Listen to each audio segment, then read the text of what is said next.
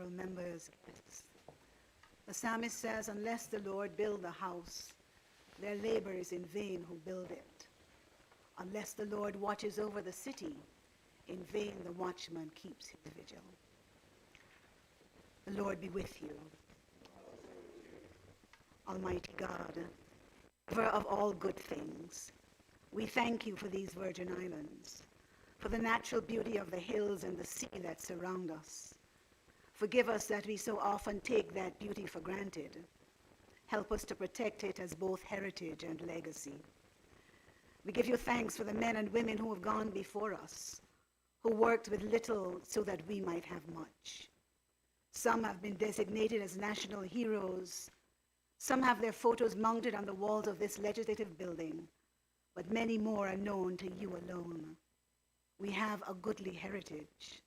Let us not desecrate or devalue it. We thank you for the commitment of our people, those born here and those who have come from elsewhere and have chosen this place to be their home. Your word reminds us to seek the welfare of the city where we are placed. Unite us that we might work together for the benefit of all. We pray for all who are placed in positions of authority in this territory. Your word says that those who want to lead must be willing to be servants of all. Forgive us when our pride makes us think that we are better than others, and when a sense of entitlement erases our humility. We pray especially for the men and women who sit in this house of assembly, whose calling is not only to lead, but also to serve.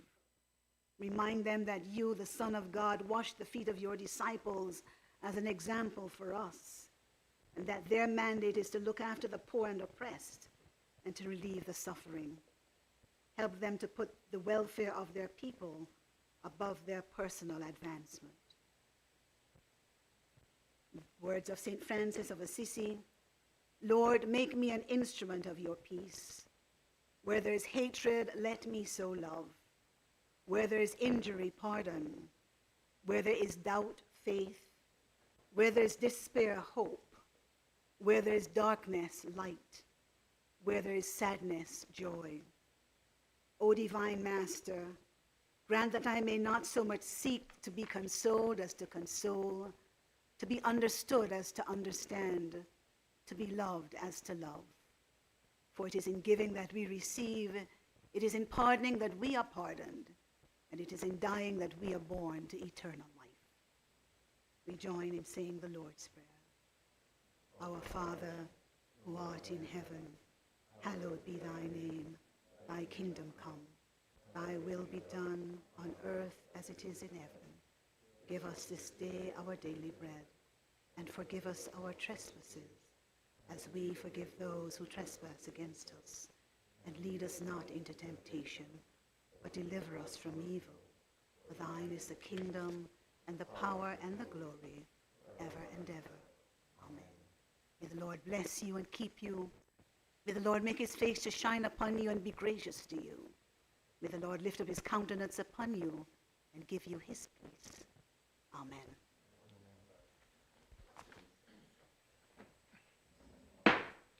This house is now called to order.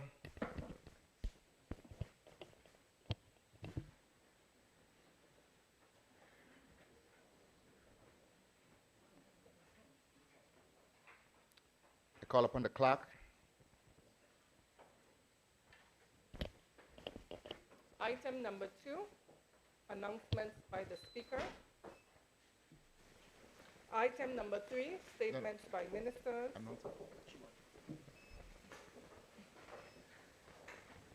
I bid a special good morning to all those assembled here today, honorable members of this house, particularly past members of this house who are here for this special commemorative sitting marking 75 years of the legislature and representative government in the Virgin Islands.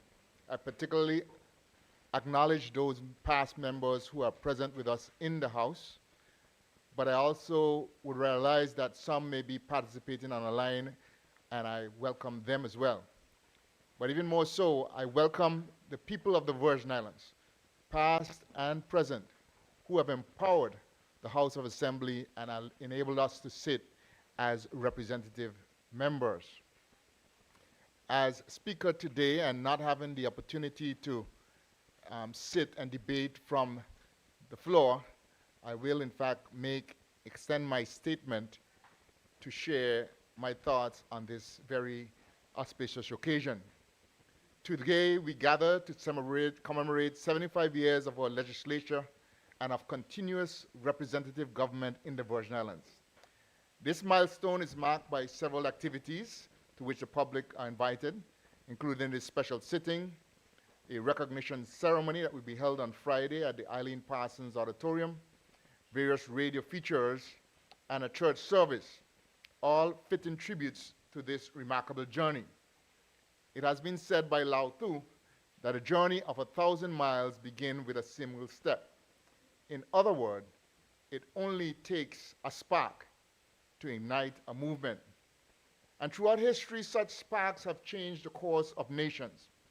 In 1773, the Boston Tea Party, where protesters threw a shipment of tea into Boston Harbor, triggered a series of events that eventually led to the American Revolution and to independence from Great Britain. In India, the long struggle for independence culminated in 1947, followed by the formation of the Republic in 1950, which was also a significant year for us as well. But in India's journey, it spanned nearly 2 centuries, was marked by countless acts of courage and leadership, the most renowned among them being by Mahatma Gandhi. Closer to home, in nearby Anguilla, protests erupted at a Queen's show held to celebrate the formation of the tri-nation state of St. Kitts, Nevis, and Anguilla. That protest evolved into the hurling of rocks and bottles, the beginning of a movement that continued until the people achieved their goal of separation from St. Kitts and Nevis. So too, in our Virgin Islands, a spark was lit. That spark, what we now call the Great March of 1949, represents the defining moment that gave rise to our modern political journey. It was a culmination of years of growing discontent among Virgin Islanders, fueled in part by discussion among Virgin Islanders such as Hope Stevens in the 1930s, along with others, and influenced, no doubt, by regional movements advocating for better labor conditions and greater representation. My own mother, Yvonne, then a teenager, attended that march with her mother, Alfina Thomas Vanterpool.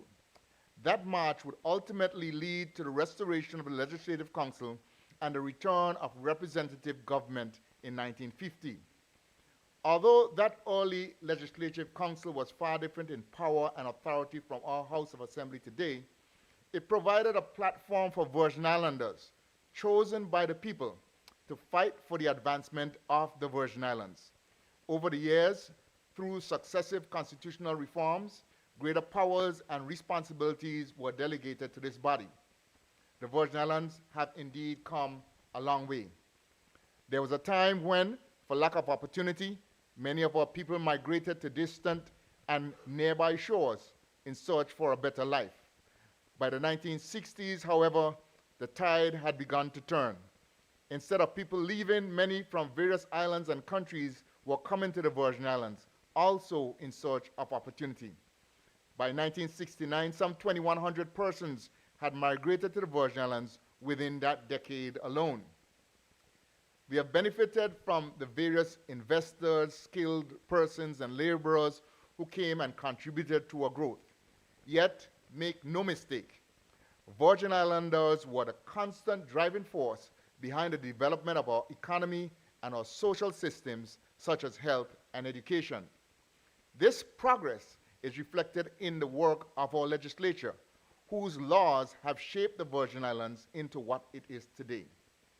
The Hotel Aid Ordinance of 1953 introduced incentives that sparked the growth of the tourism industry in the 1960s, paving the way for establishments such as Little Dix Bay Resort and Marina and the Moorings Limited, which heralded the Virgin Islands as a primary destination for vacations by land and sea. The Labor Code of 1975 established clear relationships between employers and employees, ensuring fair practices, and protecting workers while supporting economic growth. The International Business Companies Act of 1984 established financial services as a second pillar of our modern economy. These are but a few examples of the impactful legislation passed in this House to ensure the continued success of our territory. Even the annual exercise of passing the Appropriation Act, or the national budget, which we will do on Thursday, remains a faithful tradition, prioritizing funding and resources to serve the best interests of the people of the Virgin Islands. Throughout these 75 years, whenever this House has convened, we have begun and continue to begin by inviting God's presence among us. God has been faithful to guide us through every season, and it is my earnest prayer that we will continue to seek His guidance as we move forward. Members, the call to serve is indeed a high and sacred calling. The resources of this territory belong to the people collectively, and decisions about their use are made through their representatives. As we mark this 75th anniversary, may we rededicate ourselves to serving faithfully, guided by integrity, humility, and divine wisdom. I call upon the clerk. Item number 3, statements by ministers. Item number 4, presentation of papers. Item number 5, notices of motions given orally. I call upon the Premier. Thank you, Mr. Speaker. Mr. Speaker, I move a motion to amend the order paper by removing item A under number 5, also removing item number 1 under public business, which is number 6, and then adding an item under other business, which would be contributions to commemorate the celebration of the 75th anniversary of the restoration of the legislature under the theme, honoring the past, shaping the future, the Virgin Islands 75-year journey towards self-determination. Mr. Speaker, I so move. Mr. Speaker, I rise to second. Honorable members, it has been moved and seconded that the order paper for the day be amended. All those in favor? Aye. All those against? The motion is passed. Call upon the clerk. Item number 6, public business.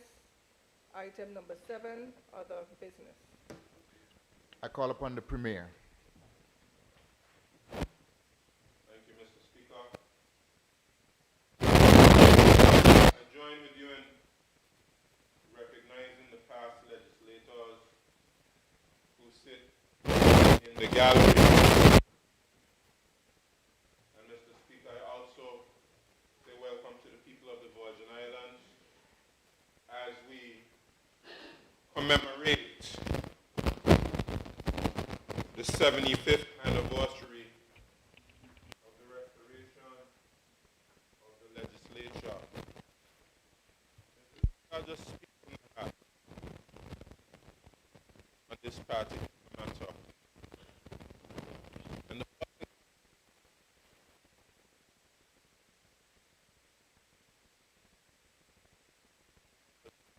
is not there, who along with members of the legislature and the organizing committees have put together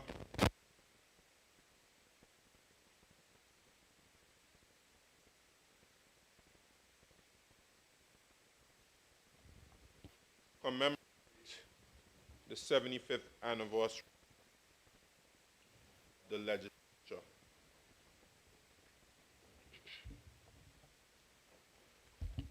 Mr. Speaker, events such as these are extremely important.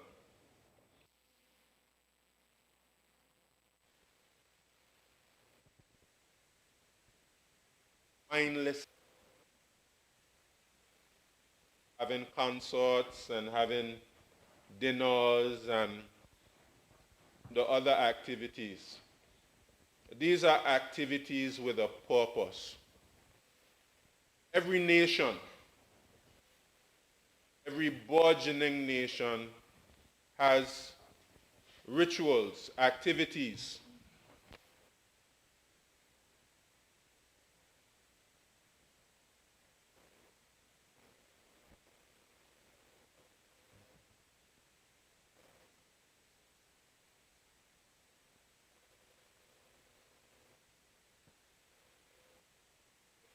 Koreans would have to tell me.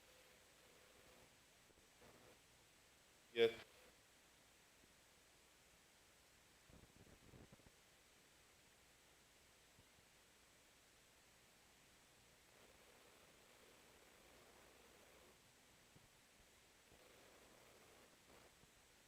Virgin Islands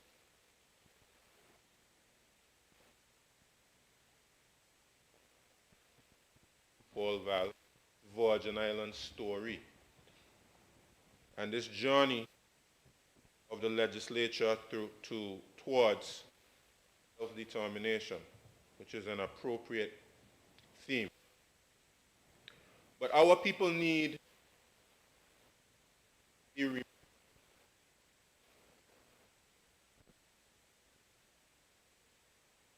which we came to the place we are now because, just like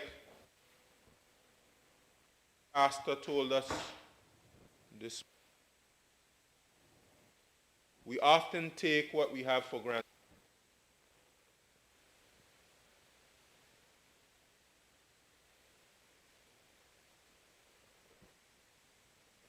Situation.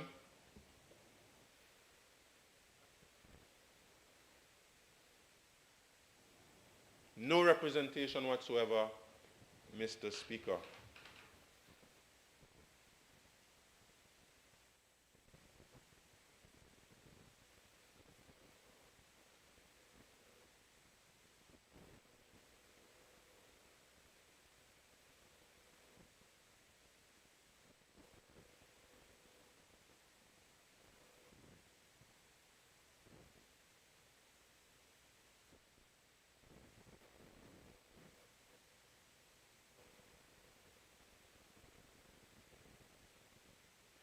Us.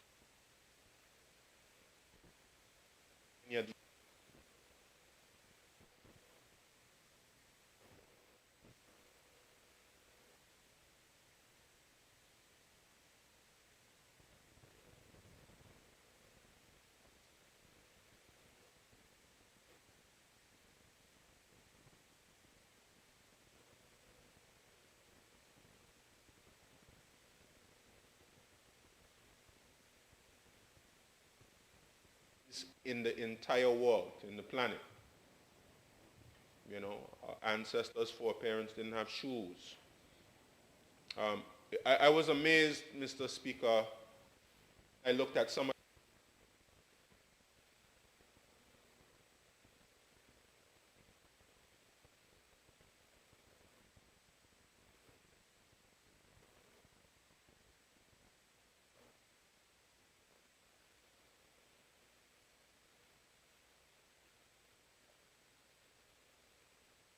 school services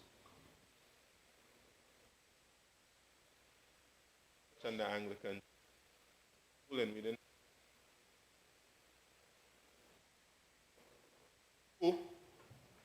Was evidence of the great neglect that we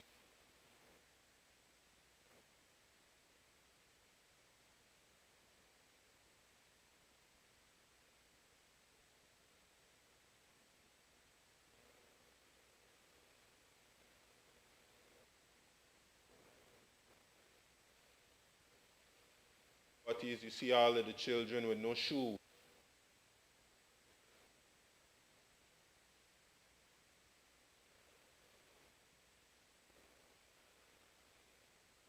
The sacks where flour or sugar came.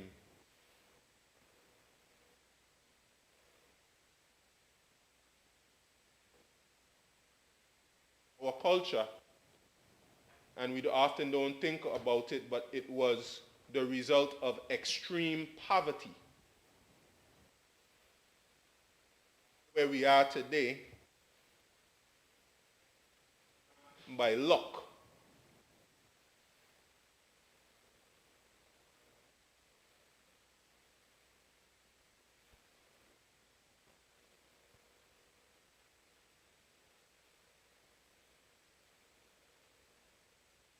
Our answer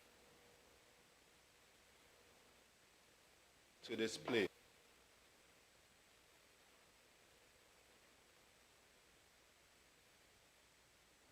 And those elders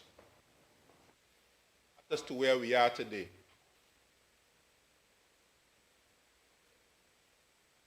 We never ignored it.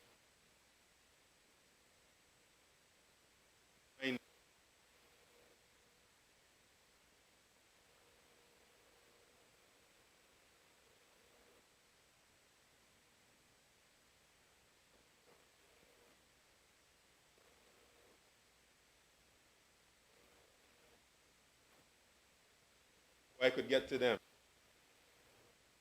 That's your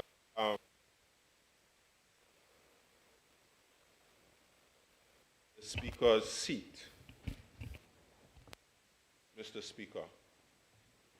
But you said it correctly, Mr. Speaker. We must pay homage to those whose fight and whose struggle led to the restoration of the legislature. And that's why we decided to create a holiday that would commemorate this great period of our history every year. We used to have something called Commonwealth Day. I mean, it still exists, but it used to be a holiday. Commonwealth Day used to be called Empire Day, really celebrating the quote-unquote British Empire. Well, we decided it was more important for us to celebrate the restoration of our legislature.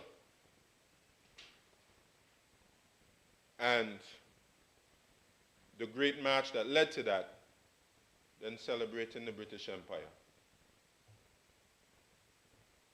So we created that holiday, which is coming up later in this month. We used to have something called St. Ursula's Day. Which is St. Ursula is the image which is on the coat of arms of the Virgin Islands. St. Ursula, and I think it's 11,000 virgins. I believe the story was Christopher Columbus looked at, the Virgin Islands with all of the different islands, islets, and keys, and it reminded him of St. Ursula and the 11,000 virgins. So that was a holiday that we celebrated. And we thought it was more important for us to celebrate our heroes and our foreparents, which is a holiday that we just observed just a few days ago. And we've been able to honor our own heroes. I pay homage to Hope Stevens, to Howard Penn, to the members of the community who walked alongside them to advocate on behalf of Virgin Islanders for the restoration of the Legislative Council.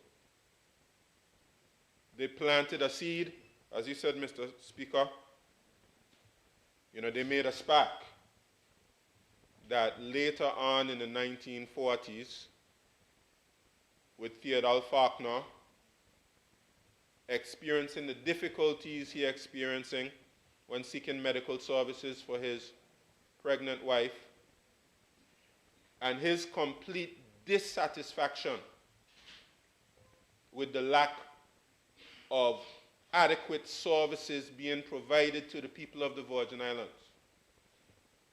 started to agitate, along with persons like Isaac Glanny Fonseca and Carlton de Castro. And we know it well. They led a march, and one of their demands was the restoration of the Legislative Council. And later in 1950, in November, perhaps somewhere around the date where we'll be celebrating the holiday, the legislature was restored. Now, a person should be aware of the fact and not take it for granted that up until that time in the Virgin Islands, there was nothing called democracy. We had various forms of local governance, but none of them provided all the people of the Virgin Islands with representation and with a voice. So 1950 gave us a greater sense of democracy. We do not fully have democracy in these Virgin Islands. That is unfinished business. But we had a greater sense of democracy than what we had before, by having our own local representatives. And let's not take it for granted what happens when you don't have your own representation. Things happen that you do not like. In fact, things still happen today that we do not like in areas where we have no control. But let's take, for instance, the cattle tax riots. We had taxation without representation. We had the colonial authorities taking actions against us, which were not in our people's best interests. When you think about that cattle, which was really the engine of the Virgin Islands economy, and the unfair taxation that was imposed on the people, that resulted in protest and ultimately resulted in Rotown being burned down. These are people standing up and saying that we will not accept the substandard governance that is being imposed on us. And there are several other examples throughout our history. I can't imagine what it must have been like advocating through the colony of the Leeward Islands, which we were governed under for many years, and trying to advocate for the needs of Virgin Islanders, trying to get some form of representation, some relief, some remedy from the poverty which was imposed on us. The struggles that must have been, and this is the importance of having our historians, local archivists. I acknowledge Dr. Angel Smith, who is helping to tell this story. It's a story that our people don't know enough about, and therefore we take it for granted what representation means for us. Mr. Speaker, please just let me know. We getting? Okay, right there. All right. The good thing about having 13 members of this house is that other persons will have to tell the rest of the story. But, Mr. Speaker, just to say that we had an order in council that threatened to suspend, not just threatened, that would have suspended the portions of our Constitution that gave us democratic representation. and if that order was invoked. And some of our own people, Lord have mercy upon them, and Lord have mercy upon us, would have advocated for that order to be invoked and for us to lose the representation that we struggled and fought so hard for. That Theodore, Faulkner, Glanny Fonseca, Carlton de Castro, and the hundreds and hundreds of Virgin Islanders marched for and fought for. We took it for granted. And we would have erased 75 years of progress by having that order invoked.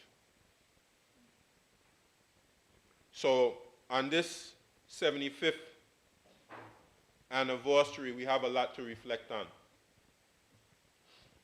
We have to reflect on the relationship that we have with the United Kingdom and their ability to take away our democracy just by signing a paper.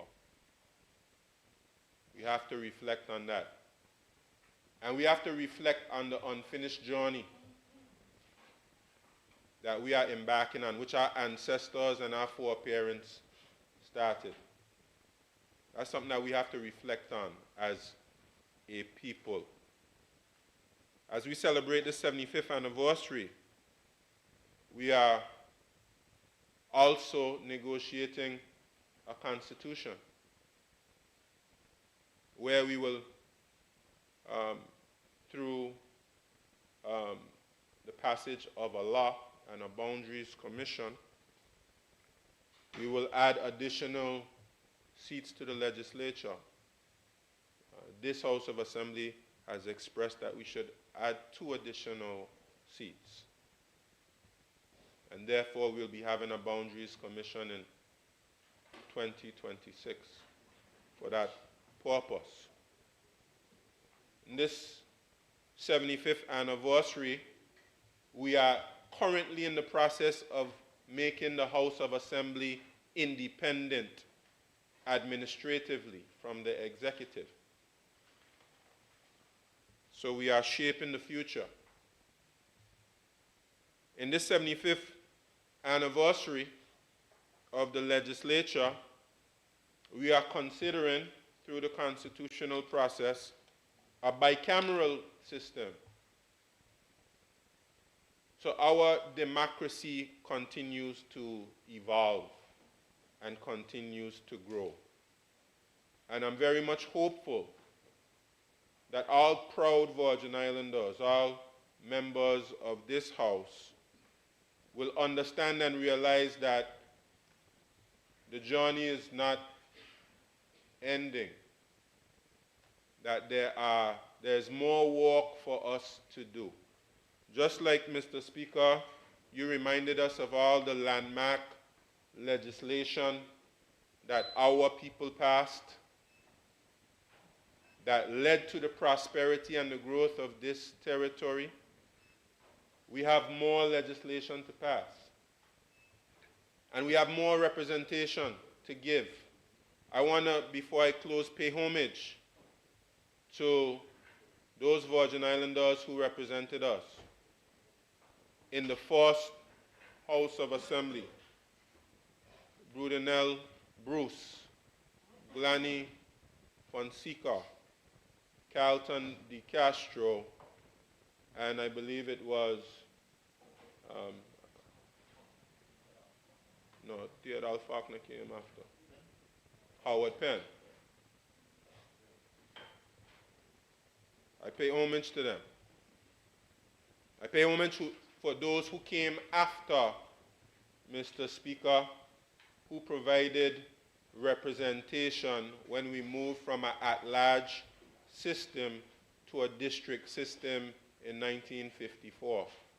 And the first representative of the district that I currently represent, my great uncle, Leslie Malone, Sugar Daddy. And then we have also Terrence Letsom. And we also have Willard Wheatley, who's able to represent that district that I represent now. And of course, we have Kedrick Pickering, and then myself. I pay homage to them, who represented that area, which is now known as the 7th District. And I pay homage to all those who have served in this honorable house. And as we observe this 75th anniversary, I am further emboldened, I am further encouraged, I am further motivated and inspired to continue the journey that our ancestors and our foreparents started. And I pay homage to all those who sit in the gallery, all those who are still at home listening, and all of those who've made their contribution to this 75-year journey. Mr. Speaker, I thank you. Thank you. I call upon the Leader of the Opposition.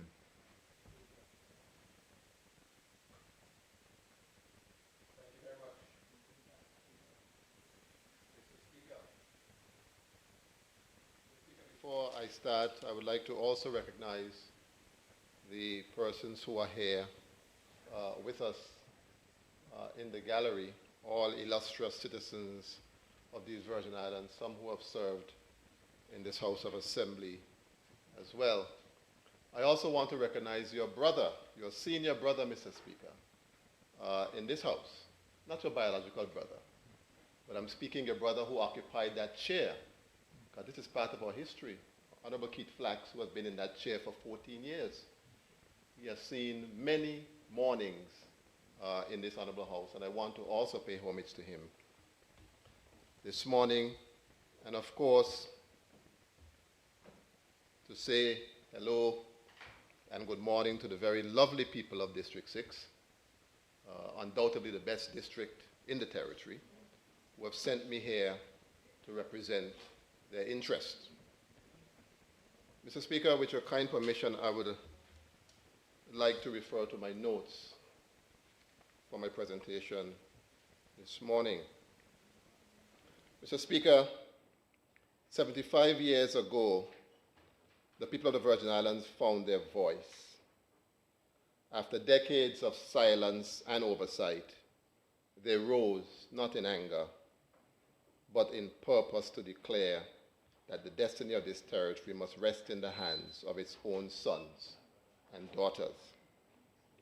That declaration gave birth to the modern Legislative Council of 1950. It is that moment, that act of courage and unity in which we gather to honor today. This is more than an anniversary for us. It's a celebration of identity, of who we are, where we have come from, and what we must still become. The story of the Virgin Islands Legislature is, at its heart, the story of a people's awakening from colonial silence to constitutional voice, from hardship to hope, from dependency to internal self-governance. It is a story of a people who dared to dream of good governance and who continue to shape their future with steady hands and steadfast hearts. We meet here today on sacred civic grounds, the grounds of history, of progress, and of purpose. This House, Mr. Speaker, stands as living testament of the will of a people who refused to be voiceless. From the Great March of 1949 to this 75th anniversary, our journey has been marked by courage, resilience, and faith. Faith in the power of representation and faith in the promise of these islands. In the year 1950, under the Virgin Islands Constitutional Act, the first modern legislative council of the Virgin Islands was formed, consisted of 8 members, 2 ex officio, 2 nominated, and 4 elected members. Isaac G. Fonseca, H.R. Penn, Carlton de Castro, and John Charles Brudenell Bruce. These men stood at the threshold of a new beginning. Though the council was modest in structure when compared to today, and the ministerial system as we know it was not introduced until 1967, its meaning was monumental because for the first time in more than half a century, the Virgin Islands had a representative body that could speak, debate, and decide in the name of its people. Yet, Mr. Speaker, this victory did not arise by chance. It was the fruit of sacrifice, of courage, and of a people's unyielding belief that their destiny should not be dictated from afar. Our history books will remind us that on November 24th, 1949, men and women from across these islands, farmers, fisherfolk, teachers, and traders, left their homes and livelihoods to march to the Commissioner's office in Rowtown, led by Theodore Faulkner, who was the principal instigator and voice of the movement, Isaac Fonseca, who helped to mobilize people across TORTOLA, and Carlton de Castro, who represented Virgin Gorda's interest among others. They demanded that the people's voice be restored. It is widely accepted that 1,500 persons attended that march. By proportional comparison with today, that would be approximately 8,000 persons. I asked my colleagues, could we as leaders today get 8,000 people to a march? When people trust you, you can lead them anywhere. The corollary is also true. When trust is broken, even the simplest journey becomes impossible. That day, they walked not only for themselves, but for generations yet unborn. Their march was peaceful. Their purpose was pure. It was not a cry of rebellion, but a declaration of hope that the people of the Virgin Islands were ready to take charge of their own affairs. From that moment, democracy in these islands was reborn. The Great March of 1949 gave life to the Legislative Council of 1950, and from that spark, a flame was lit that has never been extinguished. Mr. Speaker, 75 years later, we stand as witnesses to how far we have come. From the humble chambers of 1950 to this Honorable House of Assembly, the Virgin Islands have evolved into a modern democracy with stronger institutions, prouder traditions, and a more resilient people. Our progress has not been linear, nor has it been easy. We have faced hurricanes that tore down our homes, recessions that tested our economy, and moments of doubt that tested our unity. But in every trial, the Virgin Islands has risen stronger, wiser, and more determined than before. Our progress can be seen in education, where we have moved from a few small classrooms where only a few had access to secondary education, to a network of schools and institutions that empower the minds of our youth. Education has been the great equalizer, the ladder by which generations of Virgin Islanders have climbed to excellence at home and abroad. In tourism, we have transformed our natural beauty into a thriving industry. Our turquoise waters, our hospitality, and our unique culture have made the Virgin Islands known around the world. This is not by chance, but by the vision of our people who saw potential in these shores long before the world did. In financial services, we have built a globally respected industry, one that has brought opportunity and prosperity to our people. Through prudent management, we have become a trusted name in global finance, proving that a small territory could achieve greatness through integrity, innovation, and sound regulations. In civic life, our people have demonstrated resilience and pride. We have survived global pandemics, navigated constitutional changes, and stood tall after every storm. Through it all, the Virgin Islands spirit, industrious, faith-filled, and proud, has never faltered. Mr. Speaker, this institution, this House, has been the heartbeat of that progress. Through it, our territory has been guided through hurricanes and recoveries, through global shifts and local challenges. It is here that decisions are made to allocate funding, and where necessary, laws are made to build schools, to improve our infrastructure, to expand healthcare, and to promote justice. It is here that our people's aspirations are transformed to shape our collective future. Let us therefore pay tribute to those who have served in this House across generations, from the pioneers of the first Legislative Council to the visionaries who came after, and to the leaders of today's House of Assembly. We owe a debt of gratitude. Many have served with distinction, men and women of courage, foresight, and integrity, who carried the torch of good governance through times when we had plenty, and those times when we faced significant challenges. Their sacrifices laid the foundations upon which we now build. But, Mr. Speaker, longevity alone does not make us great. The true test of a mature democracy lies in its conduct, in how faithful it serves its people. And so, as we commemorate 75 years of representative government, we must ask ourselves, are we today governing in the spirit of those who marched in 1949? Are we living up to the ideals of fairness, justice, and service that guided the draft of the 1950 Constitution? Are we, in truth, a legislature that belongs to the people and works for the people? These are not rhetorical questions. They are questions of conscience. The truth is, the people of these Virgin Islands are facing one of the most challenging periods in recent memory. The cost of living is rising faster than wages. The price of food, electricity, and fuel continues to strain families. Our young people are anxious about their prospects, wondering if they will have to leave these shores to find opportunity. Many small businesses are struggling to survive, and our seniors who built this territory with their sweat and sacrifice deserve better support in their golden years.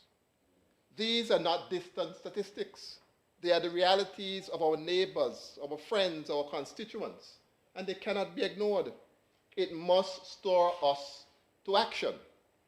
The people who displayed their confidence in us did not send us here merely to talk. They sent us here to deliver.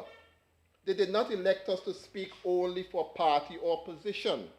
They elected us to speak for them, for their hopes, their fears, and their right to live with dignity. They are the reason this House exists today. The people sent us here not to debate endlessly, but to deliver meaningfully. The laws we make here do more than just fill the statute books. They must change lives. Each bill that comes before this House must be measured by one simple question. Does this make life better for the people of the Virgin Islands? That is the question. When we legislate with that question at heart, we honor the trust that the people have placed in us. If it does not, then we must return to the drawing board, because every act of this House should be a testament to progress, to the idea that governance, when done right, can improve the human condition. Mr. Speaker, good governance requires not only good laws, but also effective implementation. Too often, laws are passed but not enforced. Policies announced but not realized, and when this happens, trust fades and faith in the process is lost. We cannot allow this to continue. The people must see the impact of our decisions in their daily lives, in their schools, their health care, their infrastructure, and their livelihoods. We must face an uncomfortable truth. The people's faith in this institution has been shaken. The trust that once existed between the people and their representatives has been tested and in some cases broken. They have seen too many promises unmet, too many actions shrouded in secrecy, too many moments where transparency seemed optional rather than essential. This is not merely a political issue, it's a moral one. Trust once lost cannot be restored by fine words or public statements. It must be rebuilt slowly and steadily through transparency, accountability, and integrity in action. If we are to move forward, we must first rebuild that trust. We must make this honorable House more open, more transparent, and more accountable. I therefore renew my call for greater transparency in this House. I've long believed that the work of our communities, where much of the real deliberation occurs, should be opened in public view, except, however, where national security or private individual matters require confidentiality. Our people should be allowed to witness the process of their governance. They should see the debates, the questioning, the scrutiny, for that is the essence of democracy.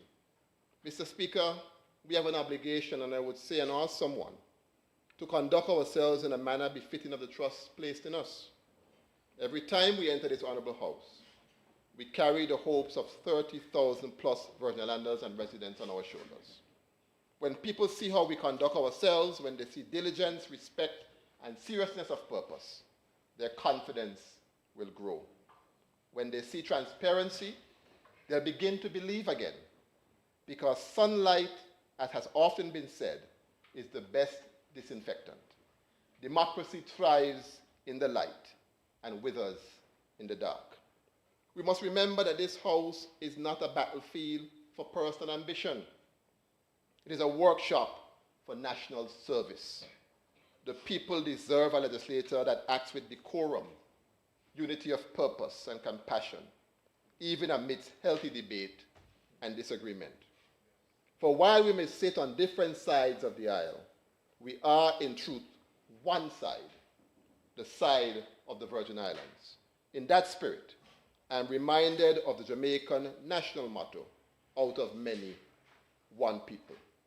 Here too, in our beloved Virgin Islands, we come from many communities, professions, and backgrounds.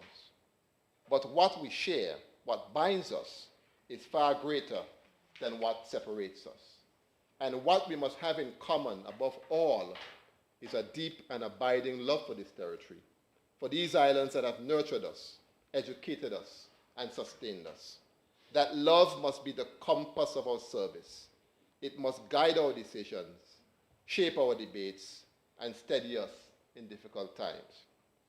Mr. Speaker, as we honor the past, we must also inspire the future. The next generation of Virgin Islanders must not only inherit the legacy of democracy, they must understand it, value it, and defend it. We must strengthen civic education so that our children know the story of the Great March, the meaning of the Constitution, and the purpose of this House. We must teach them that governance is not something done to them, but something done by them and for them.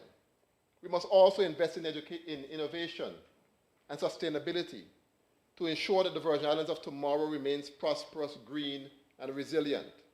We owe it to our children to build a society that values knowledge, protects the environment, and provides opportunity for all.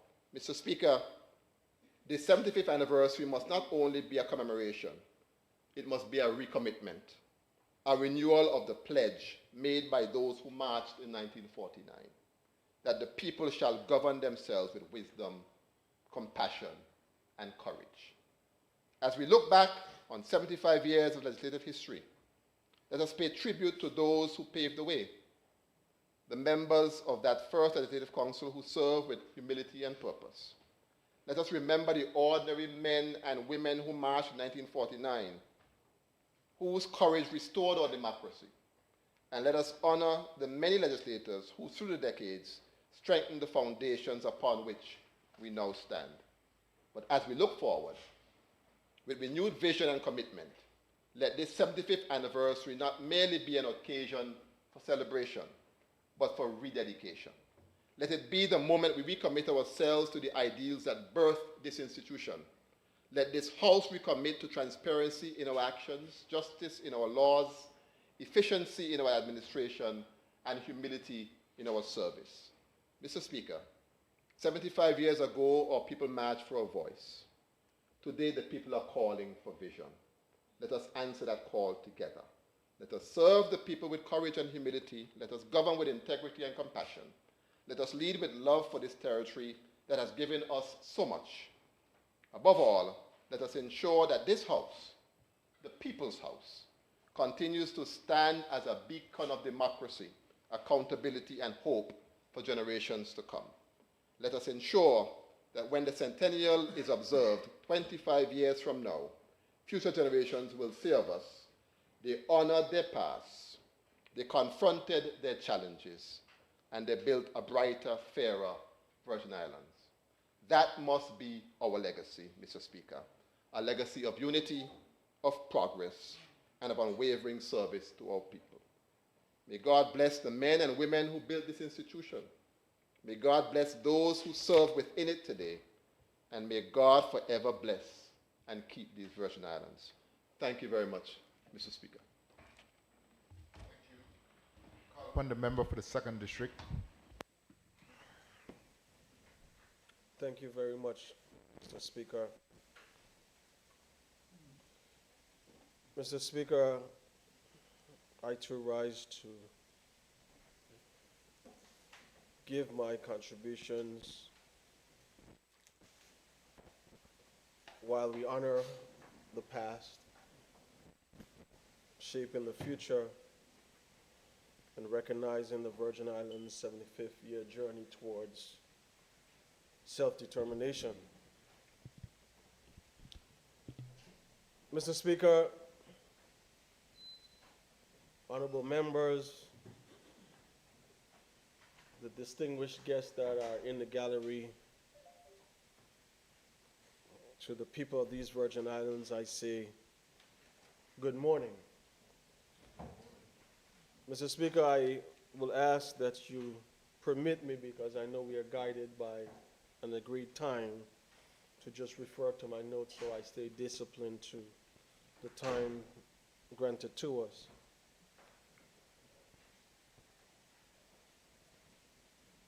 "75 years ago, I was not here on this earth.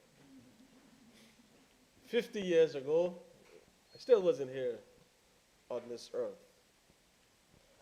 But Mr. Speaker, I am here today. And today I stand, and we stand on sacred ground, ground enriched by the sweat, sacrifice, and service of generations who believed that the Virgin Islands could govern themselves and chart their own destiny. 75 years of ministerial government is not just a milestone in time. It is a testament to faith of our people, to the strength of our democracy, and to the courage of those who served before us. So, Mr. Speaker, I want to take the time to honor the pioneers, the past members of the Legislative Council and the House of Assembly. And I believe it is only fitting and right that we take this moment to acknowledge the men, the women, and their families who built the pillars on which we now stand. So by name, as I did, Madam Speaker, Mr. Speaker, back in, I believe it was 2021 or 2022, thereabout. By name, I call the names of each and every member that would have served in this honorable house, to recognize them, to recognize the families of those that are still living. So, Mr. Speaker, give them that honor that is due to them. John Charles Brundle Bruce, MBE, Howard Reynolds Penn, Benjamin A. Robney, Captain Castro, OBE, I. Glenville Fonseca, St. James Alva Georges, OBE, Dr. Matt Wellington Todman, CBE, QC, Theodore Faulkner, Edwin Harris Leonard, Wilfred Wilson Smith, Leslie Malone, Joseph R. O'Neill, Waldo E. O'Neill, our first Chief Minister, H. Lavity Stout, Ivan Dawson, CBE, Dr. Q. W. Osborne, OBE, Arnando Scatliff, Terrence B. Letsom, H. Robinson O'Neill, Leopold Smith, Willard Whitley, MBE, LLD, Real George, Conrad Maduro, Austin Henley, Alban U. Anthony, Ralph T. O'Neill, OBE, Member Emeritus, Prince Stout, Cyril B. Romney, Omar Hodge, E. Walwyn Bruley, Earl P. Fraser, C. Lewis Walters, MBE, Alfred Fred, Andre Penn, who's here in the gallery, Dr. Angel Smith, who's here in the gallery, Etlin Smith, J. Alvin Christopher, Andrew A. Foy, Lloyd Black, Eileen Parsons, OBE, Mark Ventipel, Dr. D. Orlando Smith, who's here in the gallery, Dr. Rick Pickering, Dolores Christopher, Paul P. Watley, Dancer Penn Sala, OBE, QC, Vernon E. Malone, QPM, Keith Flax, Elvis Harrigan, who's also in the gallery, or was in the gallery, Dr. Vincent Scatliff, Irene Penn O'Neill, Archibald Christian, who's here in the gallery, Dr. Hubert O'Neill, Neville Smith, Carvin Malone, Shireen Flax Charles, who's here, Alvaro Maduro Keynes. Mr. Speaker, men and women who served before us, they understood that nothing they did was ever about themselves. It was never about position or prestige. It was always about the people. They recognized that leadership was not about preference or personality, but about purpose, the purpose of advancing these Virgin Islands and securing a better life for all who call these shores home. Their work was guided by passion and pride, a pride rooted in, not in ego, but in the unshakable belief that these Virgin Islands could be bigger, better, and stronger under the hands of our own sons and daughters. And it is that same spirit, Mr. Speaker, that same spirit that guides us today, that we too may serve not for self, but for the greater good of our beloved Virgin Islands.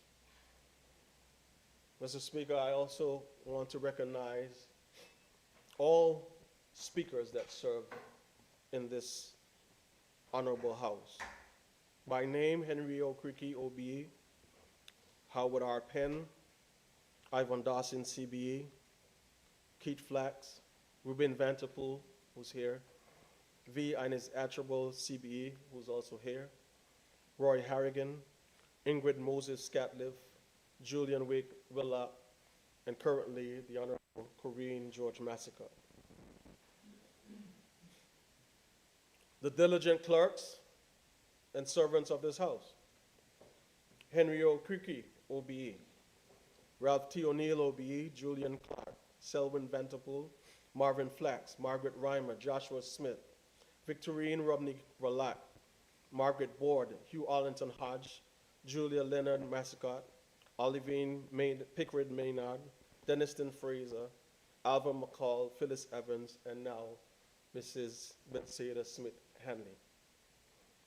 Mr. Speaker, having had this honor to serve in this House since 2015, I stand today humbled by the trust of people of the 2nd Electoral District who have sent me here to represent them by their confidence and more so to represent these Virgin Islands.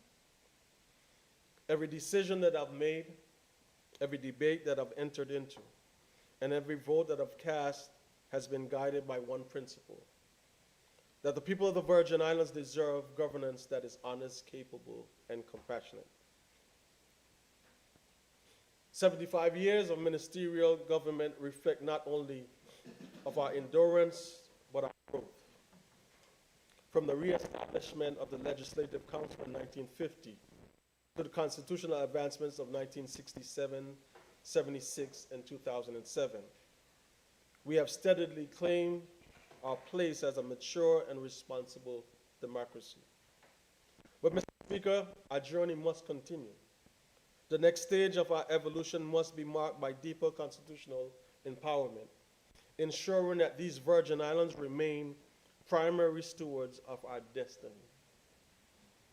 Our vision for the future: we must continue to commit to empowering our people, investing in education, innovation, and opportunity so that every Virgin Islander can rise as high as their ambition and ability can carry them.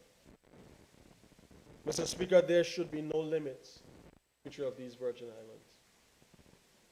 As we look forward towards the future, I urge the men and women of this Fifth House of Assembly who serve with me to move with haste to complete and pass the House of Assembly Management Bill, a bill that we can all be proud of, and one that will forever honor the men and women who stood in this House as members before, as speakers, as clerks, but more importantly, Mr. Speaker, it will be a representation that, as leaders, we're ensuring that people that sent us here understand the purpose for which we serve. Let this be our gift to their legacy, that in this 75th year of ministerial government, we took a bold step to ensure that this honorable House stands as an independent body, a co-equal branch of government, not a department of government. We do this not for ourselves, but for those who will follow, to demonstrate that our journey began in 1950, and here in 2025, we are continuing to make strides towards a brighter, more resilient, and beautiful Virgin Islands. Mr. Speaker, let our standards in leadership, accountability, and unity, let it speak forth so that the future generations inherit not only the wealth of our islands, but the strength of our example. And let us continue to control our destiny, standing tall, confident in our ability to lead, yet humble enough to walk with others for the greater good of our people. So, Mr. Speaker, as we celebrate 75 years of ministerial government, where we never forget the struggles that birthed this democracy, nor take for granted the peace, progress, and prosperity we now enjoy. May we honor those that came before us, serving with integrity, wisdom, and love for these Virgin Islands that we called home.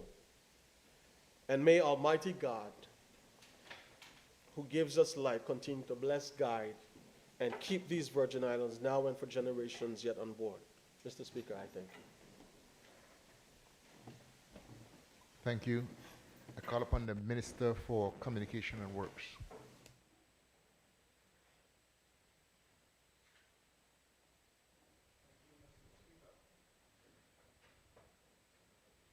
Thank you, Mr. Speaker. Mr. Speaker, as today is a day of reflection, I recall vividly back in 2015, my family, we celebrated a milestone. My grandparents, they marked 75 years of marriage. And we celebrated, friends, family, we had church. Mr. Speaker, that was a testament to an enduring legacy built on a commitment. And I share this with you because a 75th anniversary, whether a family or a legislature, is about one thing: honoring a living legacy. It is about pausing to recognize an enduring structure, celebrating the endurance and resilience of those who laid that foundation 3/4 of a century ago. Today we mark another such legacy, and we pay homage to the 75th anniversary of the restoration of our Legislative Council. A diamond anniversary, and it's fitting for an institution restored under pressure in 1950. Diamond is the hardest substance on earth. It endures, is not easily broken, and retains its brilliance. This institution we celebrate today has shown some of those same qualities. Through challenges and changes, it has served the public and maintained its purpose. Mr. Speaker, I must acknowledge our Madam Speaker, whose unwavering insistence that we honor this pivotal chapter has brought us here, and I'm truly humbled to share in this moment. Our journey to this chamber was not a single step. It was a long march. And based on my readings, and I stand to be corrected, this march began as early as 1938. Notably, it began with a son of the soil, Mr. H. Hope Stevens, a lawyer who returned home, saw the need for change, and formed the BVI Civic League. That league did a revolutionary thing. They sent a petition to the Secretary of State for the colonies in London, and their demand was clear: to restore the Legislative Council. Mr. Speaker, that petition, though, was rejected.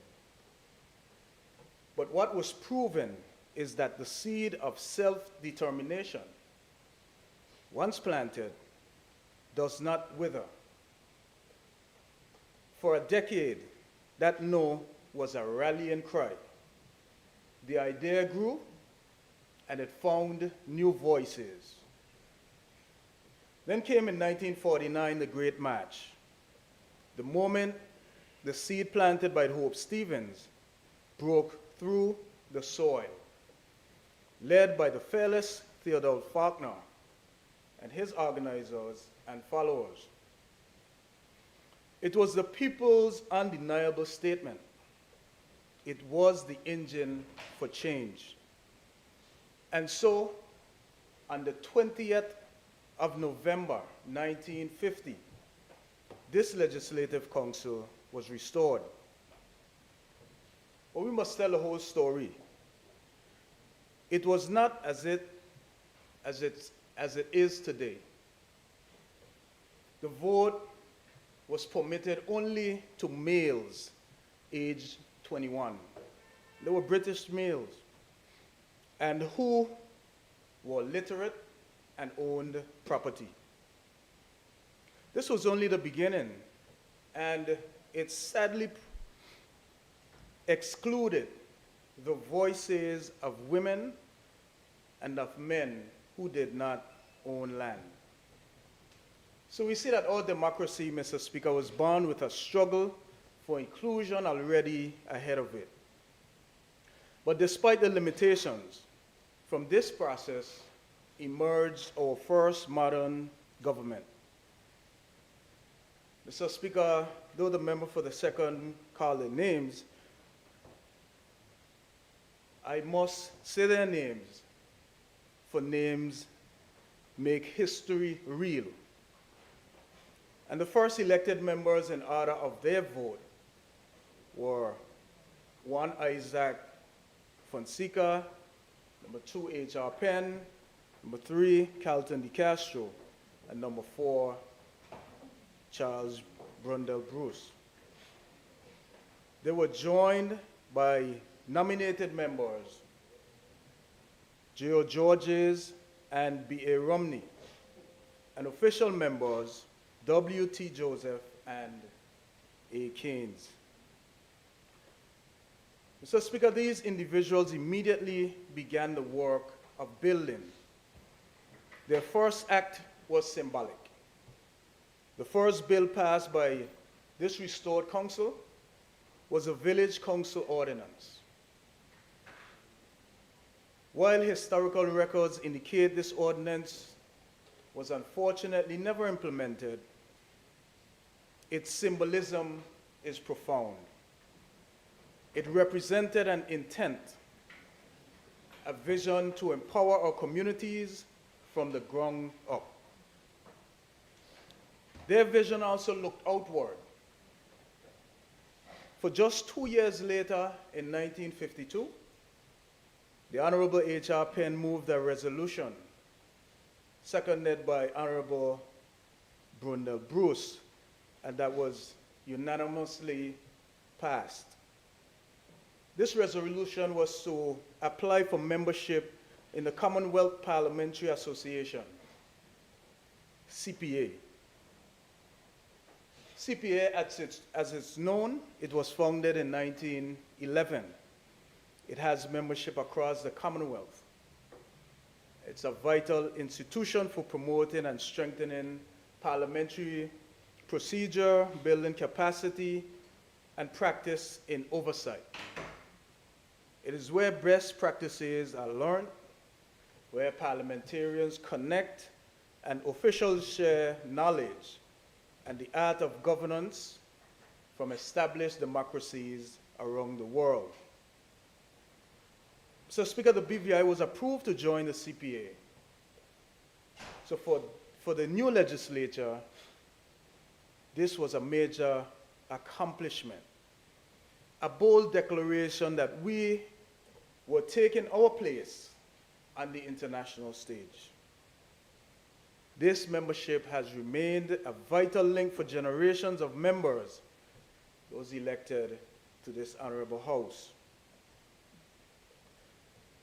So, Mr. Speaker, we see our origin was a paradox, a great democratic advancement born from a restricted franchise.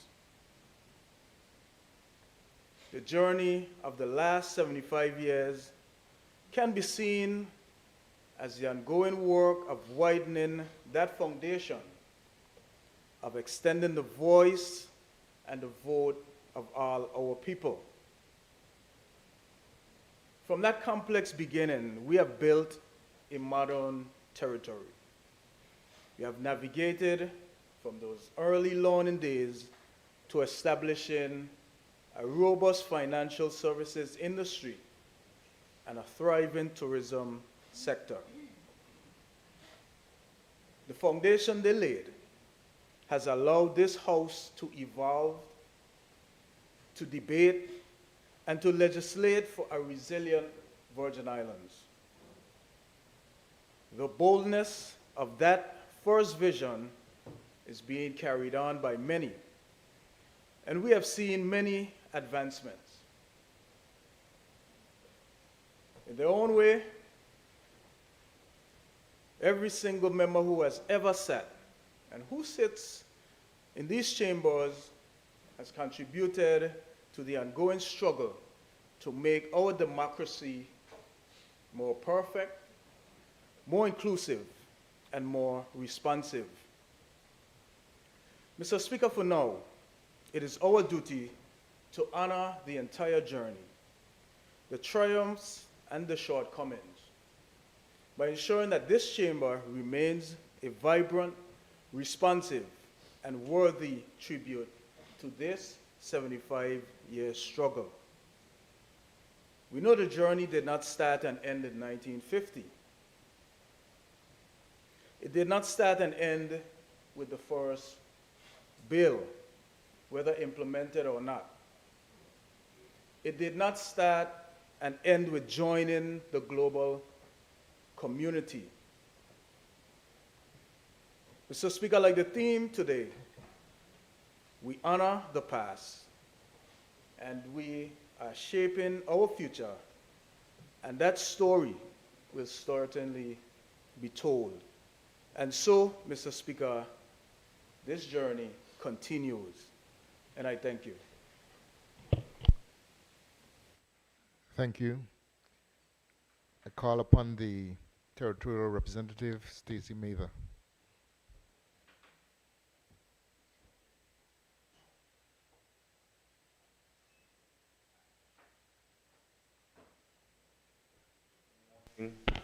Mr. Speaker, I ask your indulgence as I rely on my notes, please. Mr. Speaker, a very hearty Virgin Islands good morning to you, the honorable members of the House, distinguished guests, and in particular, the past 4 at-large members, Honorable Dr. D. Orlando Smith, Mr. Keith Flax, Mrs. Shireen Flax-Charles, who just stepped out, and of course, Mr. Archibald Christian. Thank you all for the leadership that you've given in the House, and because of my position in the House, I felt it necessary to acknowledge you. Mr. Speaker, last but not least, to my people of the Virgin Islands, good day. I am grateful as always to be in this House and have this privilege. Mr. Speaker, we sit and stand here today on hallowed ground of our democracy to commemorate a diamond milestone, the 75th anniversary of the restoration of the legislature of the Virgin Islands from 1950. This is not merely an institutional anniversary, Mr. Speaker. It's a celebration of a covenant, a sacred promise renewed with every election, every debate, and every piece of legislation passed through these walls. 75 years, as my colleague said, 3/4 of a century defined by a slow, deliberate, and sometimes painful, but ultimately triumphant march towards local choice and representation. Mr. Speaker, our history is our compass. To understand the gravity of this celebration, we must journey back to the visionaries, and their names have been called today, Mr. Speaker, who enshrined themselves in our history, not by thinking that their actions would have done so, but just doing, ultimately, Mr. Speaker, what was needed. They witnessed the abolition of a general council in the 1900s, but they were not silent on that and did not want it to be permanent. They looked past the temporary comfort of colonial rule and saw the long-term destiny of their people, our people. They understood instinctively that without a local voice, our fate would always be determined by distant hands. They were men and women of immense courage and profound foresight. They were ordinary citizens, farmers, fishermen, teachers, merchants, who possessed an extraordinary sense of purpose. They lobbied, they demanded, they marched, and eventually they forced restoration of the Legislative Council. Their vision was simple yet revolutionary, that the affairs of the Virgin Islands, the people of the Virgin Islands, must be managed by us here. They planted a seed whose shade, and I've said this, Mr. Speaker, that they might never sit under, but they planted it anyway, for their children and their children's children. At that time, Mr. Speaker, They knew that they were building a Virgin Islands for the future. And I've said this in this house, Mr. Speaker. They knew exactly who they were building this Virgin Islands for. They were building it for us today. As the forebearers must have often said, and we do still do it, if you plant the seed, you must water it, Mr. Speaker. Or return to a local representative body was that seed. And every generation since has been responsible for nurturing it. We are the inheritors of their sacrifice, and we must honor them with the quality of our service. Mr. Speaker, the benefits of an elected government are not just academic theory. They are the bedrock upon our modern prosperity. An elected government ensures legitimacy, provides accountability, and guarantees responsiveness. Before 1950, decisions were made by those who were appointed, not chosen. Those who answered to a faraway master, not to a single mother in Huntamsgut, or a fisherman in Jos Van Dyke, or a teacher in Easton, or a boat captain in the valley. The transition to an elected government meant that power vested not in titles, but in the ballot box. It meant that for the first time in nearly 50 years, those who set the budget had to face the voters. Those who made the laws had to defend them on the public stage. The essential connection between the representative and the represented was the engine of national development. And today, it continues to be the steering wheel of democracy. Mr. Speaker, over the past 75 years, the benefits achieved by the Virgin Islands are staggering. And sometimes we need to reflect on what we've done. We have transformed from a predominantly agricultural and often struggling society into a vibrant, globally competitive territory known for our two pillars, and we know these: a world-class tourism industry, a highly sophisticated financial services sector. This success is a direct result of indigenous policies formulated and implemented by the sons and daughters of the soil and supported by successive elected House of Assembly members. We have built our own schools, as has been said, or hospital, or roads, or seaports. We have educated our citizens, exported our talent, while retaining the core values of what makes us uniquely the Virgin Islands. Mr. Speaker, we must occasionally look over the fence, not out of envy, but out of perspective. I'm always speaking of this in this house. The Caribbean region is a complex tapestry of independent nations, republics, and fellow overseas territories, like the Turks and Caicos Islands, Anguilla, the Cayman Islands.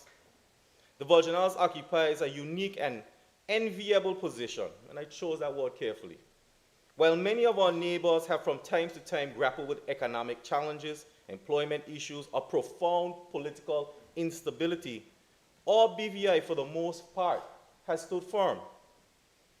When we consider our counterparts, they may be independent or territories, the BVI's achievement lies in its successful navigation of a delicate balance between autonomy and partnership, while creating enduring prosperity for its small populace. We have proven that the small jurisdictions can and indeed must think globally while governing locally. As the saying goes, Mr. Speaker, little things are great. But we are a small nation with a large global footprint, and we must always value the greatness that we have carved out of these 60 islands and keys. Now, Mr. Speaker, history demands that we do not look only backward, but also forward. The celebration of 75 years is a powerful reminder that our legislature is living, it's breathing, and most constantly evolving and strengthening itself. Like other members today, I rise and wholeheartedly applaud this House of Assembly and these honorable members, in particular, the strong leadership of Honorable Corinne George Massicot, my apologies. Because her driving force without hesitation for the maturity of the House of Assembly through recent legislation and action is commendable. Our transition from a body reliant on the executive arm for its administrative functioning to a truly independent and autonomous branch of government is timely. Mr. Speaker, institutional independence is not about confrontation. It's about proper governance. It's about ensuring the people's representatives have the tools and resources that are managed internally and scrutinized, legislated, and above all, the ability to uphold the Constitution without obstruction. Mr. Speaker, I'm encouraged and look forward to more vital pieces of legislation, policies, and the like as we develop and build an architecture that strengthens the foundation laid by our founding leaders, making the institution fit for the next steps that will lead us to full autonomy. Mr. Speaker, as we celebrate the restoration of the legislature under the theme Honoring Our Past, Shaping Our Future, the Virgin Islands' 75-year journey towards self-determination, I say this, Mr. Speaker, we the Virgin Islands must turn our eyes towards defining ourselves as more than an overseas territory, more than a modern-day colony. We must walk with pride, caution, and steadfast determination. As Mr. Speaker, the road is not smooth, nor is it perfect. Above all, it is not a swift one. It may be painful, it may be worrisome, it may bring fears, but the Virgin Islands must be as a ship, ruled by a rudder, directed and held by our people. As those rocks, as we know, in those waters can be sharp, they're jagged, and they can't pick us up. But if we move together and take it slow, steady, and focused, we will arrive at our destination as a greater Virgin Islands, much as what was done 75 years ago. Mr. Speaker, I want to conclude with a solemn charge to all of us who've been given the immense privilege of sitting in these 13 seats. Again today, as it happened on countless occasions, and it will happen more today as well, we speak of vision, we speak of achievement, we speak of strength. But let us not forget that the defining characteristic of the men and women of 1950, their humility. They were focused not on personal gain, Mr. Speaker, but on public upliftment. They knew that true leadership is service, not entitlement. And it's God speaking to us when the prayer this morning started with that. It mentioned service. Today, as we look to the future and we navigate through global challenges, regional invaders, and make difficult choices, let us always recall that the fundamental principle of people is our singular task: to represent the best interests of our people, to uplift the poor and the needy, to empower the youth, to support the elderly, to protect the resources that make us unique. Mr. Speaker, I ask that in our debates, let us be firm but fair. Let us be resolute but transparent. Let us avoid the trap of ego and arrogance, remembering the old adage, empty barrels make the most noise. Let us be full barrels, Mr. Speaker, full of wisdom, full of integrity, and full of genuine care for the Virgin Islands. Let us commit today, on this 75th anniversary, to serving with courage, foresight, and above all, humility of those who made this institution possible. Mr. Speaker, may God bless the Virgin Islands, and may God continue to bless this honorable house. Thank you, sir. Thank you. I call upon the Junior Minister for Financial Services.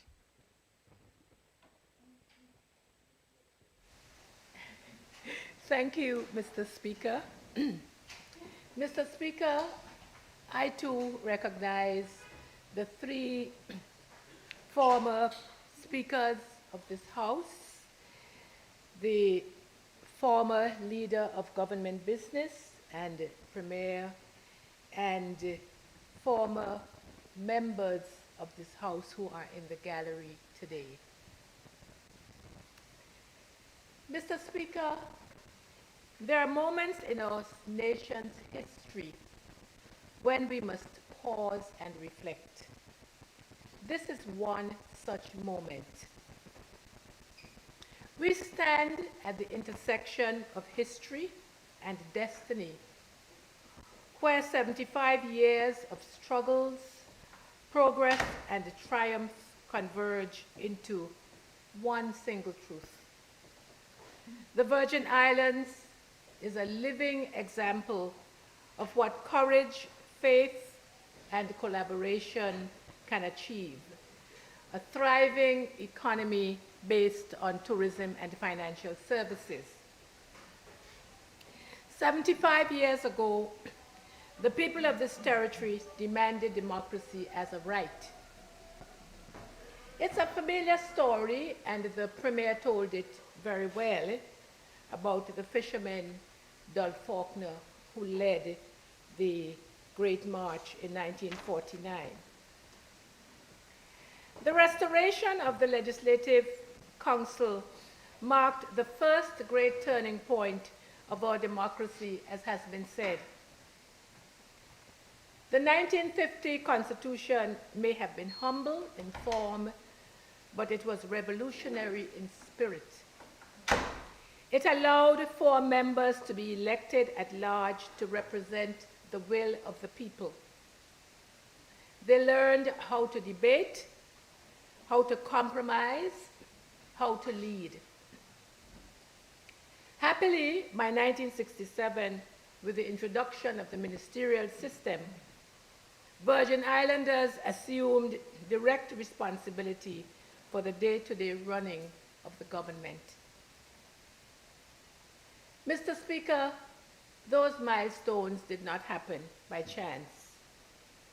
They were the result of voices that were persistent, of voices that refused to fade.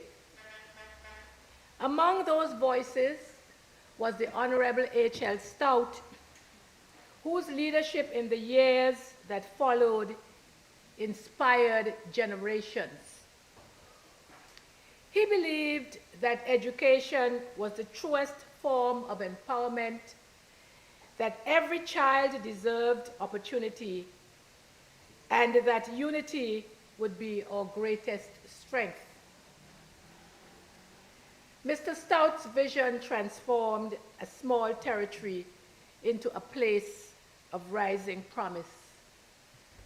Mr. Speaker, I am humbled to have been one of those children, given the opportunity to be empowered through education. In those first 25 years, we built not only institutions, but we built an identity. We learned what it meant to govern with accountability. We began to plant the seeds of infrastructure and to lay the foundations for a stable economy. Our people transitioned from subsistence to self-reliance. By the mid-70s, our democracy entered its second act. The 1976 Constitution ushered in broader representation, the abolition of nominated members, and new responsibilities for finance and administration. The people's representatives were now truly at the helm. And the Virgin Islands, Mr. Speaker, came into its own at this time. Those were years of courage, creativity, and conviction. The economy diversified. Tourism first, it began to flourish as we welcomed visitors to our shores and showed them the hospitality of our people. But perhaps, Mr. Speaker, the most transformative development of this period was the growth of the financial services industry, which would change the trajectory of these islands forever. Under visionary leadership, including Honorable H.L. Stout, Honorable Cyril Romney, the pioneering work of the late Dr. Robert Mathavius, OBE, amongst others, we established a financial services sector that was grounded in integrity, innovation, and in international best practice. Since the passage of the IBC Act in 1984, All Little Territory became a respected global player, admired for its sound regulation and its professionalism. Mr. Speaker, we have much to be proud of today. In the gallery also sits a former premier who contributed much to the development of this territory, of this industry as well. Government and industry worked hand in hand. Legislators, public officers, and private sector leaders, they sat side by side to craft laws that would attract global business. This collaboration embodied the essence of our democracy: consultation, accountability, and a shared purpose. As the economy grew, so too did opportunity. The standard of living improved. Families were able to send their children abroad to study, and they brought home knowledge that helped to continue to fuel our growth. The BVI became a true melting pot with people from many countries contributing to its growth. And within our legislature, the voices of women grew stronger. They brought compassion to policy, clarity to debate. They helped ensure that decisions reflected the needs of families and communities. Their leadership in government, in business, and in entrepreneurship was proof that the progress of these islands would never again be the same. The turn, Mr. Speaker, of the millennium ushered in perhaps the most complex and dynamic chapter of our democracy. The world became more connected, more competitive, and more demanding of small jurisdictions like ours. Mr. Speaker, looking at the industry with which I'm most familiar, it is fair to say that this industry has not been without its challenges. But we have weathered every storm in financial services, and with God's help, we will continue to weather others. Our partnerships across the world have expanded, and our reputation for resilience has remained intact. Sir, the financial services industry became a cornerstone of our prosperity. It provided the means for education, for infrastructure, and the social programs that improved the lives of our people. But beyond revenue, it sparked a culture of excellence, a standard of discipline and competence that elevated the entire territory. As we look forward, Mr. Speaker, we must continue to guard the viability of this sector. Our approach must remain rooted in the principle that access to our corporate information is granted based on legitimate interest, balanced with transparency and the rule of law. We will always adhere to best practice and to the highest international standards.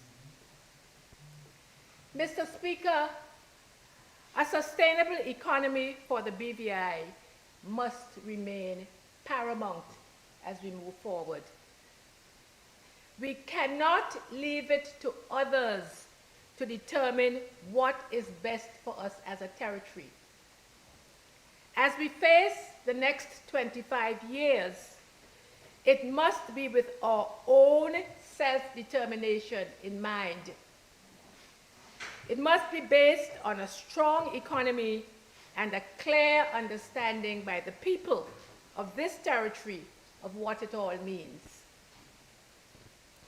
Mr. Speaker, last week I visited 3 cities in Latin America from whence comes 25% of our business and financial services. We were warmly welcomed, of course, as we remain the jurisdiction of choice by that part of the world. So our priority has to be to satisfy their legitimate needs as we would equally for our clients in Asia and other markets. We must never surrender, Mr. Speaker, our ability to determine what is in the best interest of our economy, in the best interest of our people, and in the best interest of our future. Financial services has proven itself to be a sustainable pillar of our prosperity, and it remains one of the most powerful engines of growth. If we continue to nurture it with intelligence and integrity, then this industry will not only sustain us, it will empower us to shape our own future on our own terms. As Minister for Financial Services, I see this evolution of an extension of the democratic spirit that was first kindled in 1949. Each new piece of legislation in this sector, each regulation we debate and refine is an act of governance that mirrors the same participatory ideals our forebears sought for. Mr. Speaker, democracy, as you know, is not static. It must grow with the times, adapting to new realities while staying rooted in the principles of fairness and sound representation. The last 75 years of partnership between government, industry, and the people is a living testament to that. As we move into the next quarter, I hope to see greater representation for our sister islands, and particularly Anegada and Just Van Dyke. Through it all, Mr. Speaker, women have continued to rise. From the trailblazers who first entered these chambers to the present generation of women leaders across ministries, businesses, education, and civil society, their contribution has reshaped public life. As a woman who has served these Virgin Islands for more than 4 decades, almost 5 decades, and now as a minister of government, Mr. Speaker, I stand on the shoulders of those who opened doors and who were able to break glass ceilings. I take seriously the responsibility to leave those doors open for others to walk through. 75 years on, our democracy is not defined by perfection, but by persistence. We have faced challenges from global forces to natural disasters. Our legislative process today, I would say, Mr. Speaker, must continue to be inclusive. We must continue to invite dialogue with our business community, with our young people and our innovators. The modern laws we craft for financial services, economic empowerment, and digital transformation must blossom from consultation and from consensus. That is the mark of a mature democracy. Mr. Speaker, today, the same courage that once filled the streets of Road Town now fills our boardrooms, our classrooms, our technology hubs. The same determination that restored the Legislative Council must now drive our pursuit of a digital future. So let us envision a Virgin Islands where digital transformation is not merely a slogan, but a lived reality, where every citizen can access government services with ease, where technology bridges rather than widens divides. Let us pursue policies that empower our youth to innovate, our entrepreneurs to compete, and our public service to lead with integrity. Let us continue to champion our financial services industry, ensuring that it remains a model of resilience and innovation in an ever-changing world. The future of this industry must continue to be guided by partnership, by continuous dialogue between legislators and practitioners, and by an unwavering commitment to uphold the Virgin Islands' good name. Most importantly, let us preserve the spirit of self-determination that has defined us for 75 years. The right to govern ourselves carries with it the responsibility to govern well, to build trust, to act justly, and to lead with courage. Mr. Speaker, as I close, I want to say, our democracy was born in the hearts of those who marched in 1949. But it lives today in the actions of every Virgin Islander who contributes to the common good, whether it's the teacher who inspires, the civil servant who serves with integrity, the entrepreneur who invests in the territory's future, or the young person who dares to dream beyond the horizon. The story of the Virgin Islands, Mr. Speaker, is the story of a people who rose from dependency to dignity, from silence to sovereignty of spirit. We have not just endured, we have excelled. Our democracy is alive, it is resilient, and it belongs to every man, woman, and child who calls these islands home. May we continue, Mr. Speaker, to protect it, to strengthen it, and pass it on brighter, bolder, and more inclusive to those who will stand here 25 years hence to mark 100 years of Virgin Islands democracy. Thank you, Mr. Speaker. Thank you. And I would like to say thanks to members for adhering to the time guidelines. I call upon the member for the 4th District.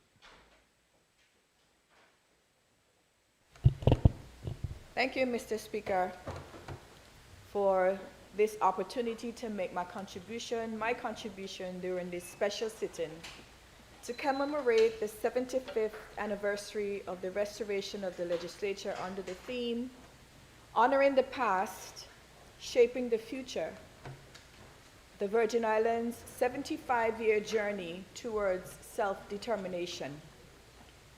Today we gather with pride, gratitude, and reverence to commemorate a truly historic milestone, the 75th anniversary of the Virgin Islands Legislature. This observance is not merely a reflection of time past, but a celebration of progress, perseverance, and purpose. 75 years ago, in 1950, our forebears took a bold step towards self-governance when the Legislative Council was re-established, giving Virgin Islanders a voice in shaping our destiny. Those early members, visionaries and patriots in their own right, served not for personal gain, but out of deep love for these islands and their people. They laid the foundation upon which our modern democracy now stands. Today, Mr. Speaker, we pay heartfelt tribute to all those who have served in this noble institution, from the pioneering members of the Legislative Council to the men and women who have since sat in the House of Assembly, debating, legislating, and leading through the tides of change.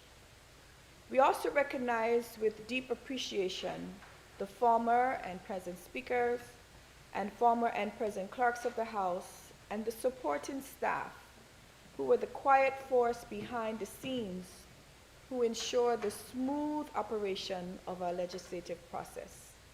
Without their dedication and professionalism, the wheels of governance would not turn as effectively as they do. I acknowledge the former members who have served in this honorable House in varied capacities who are presently in the gallery today. When we look back to those days, we see a very different Virgin Islands. Our population was smaller, our economy modest, and our infrastructure limited. Many families relied on fishing, farming, and seafaring to make ends meet.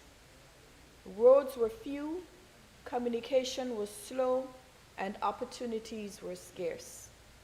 Yet even then, there was a spirit of hope, determination, and faith that carried us forward.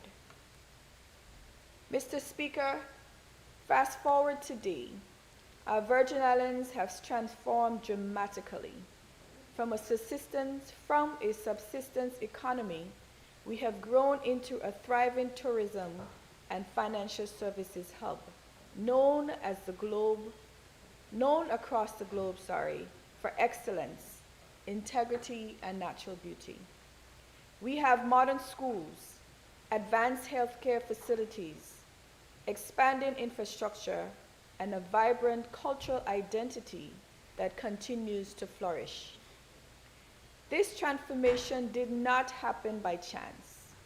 It is a product of vision, planning, and the hard work of generations who believed that the Virgin Islands could stand proudly among the nations of the world.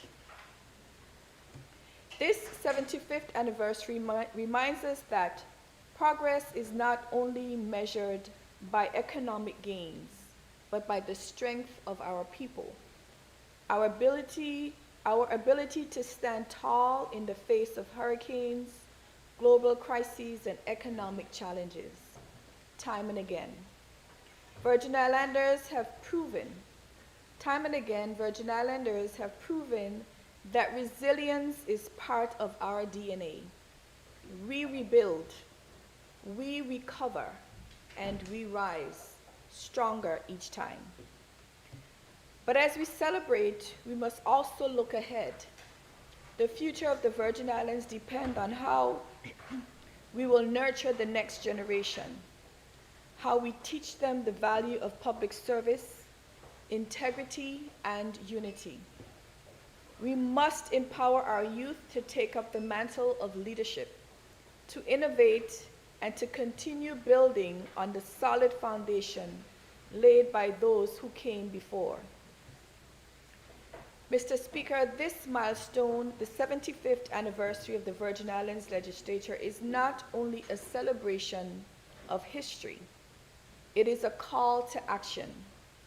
It reminds us that democracy must be guarded, that governance must be transparent, and that the people's voice must always be heard.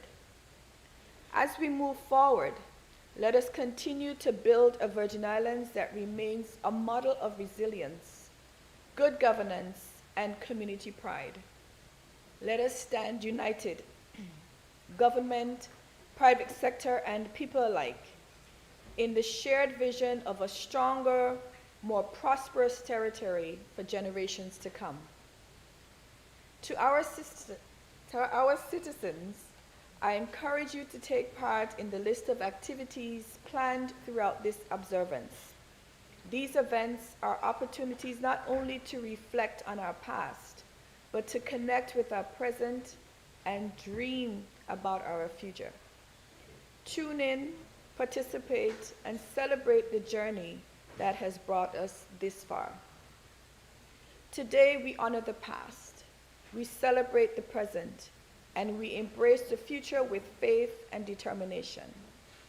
On behalf of all gathered, and with great pride in who we are as a people, I say, happy 75th anniversary to the Virgin Islands Legislature. May God continue to bless our leaders, our people, and these beautiful Virgin Islands.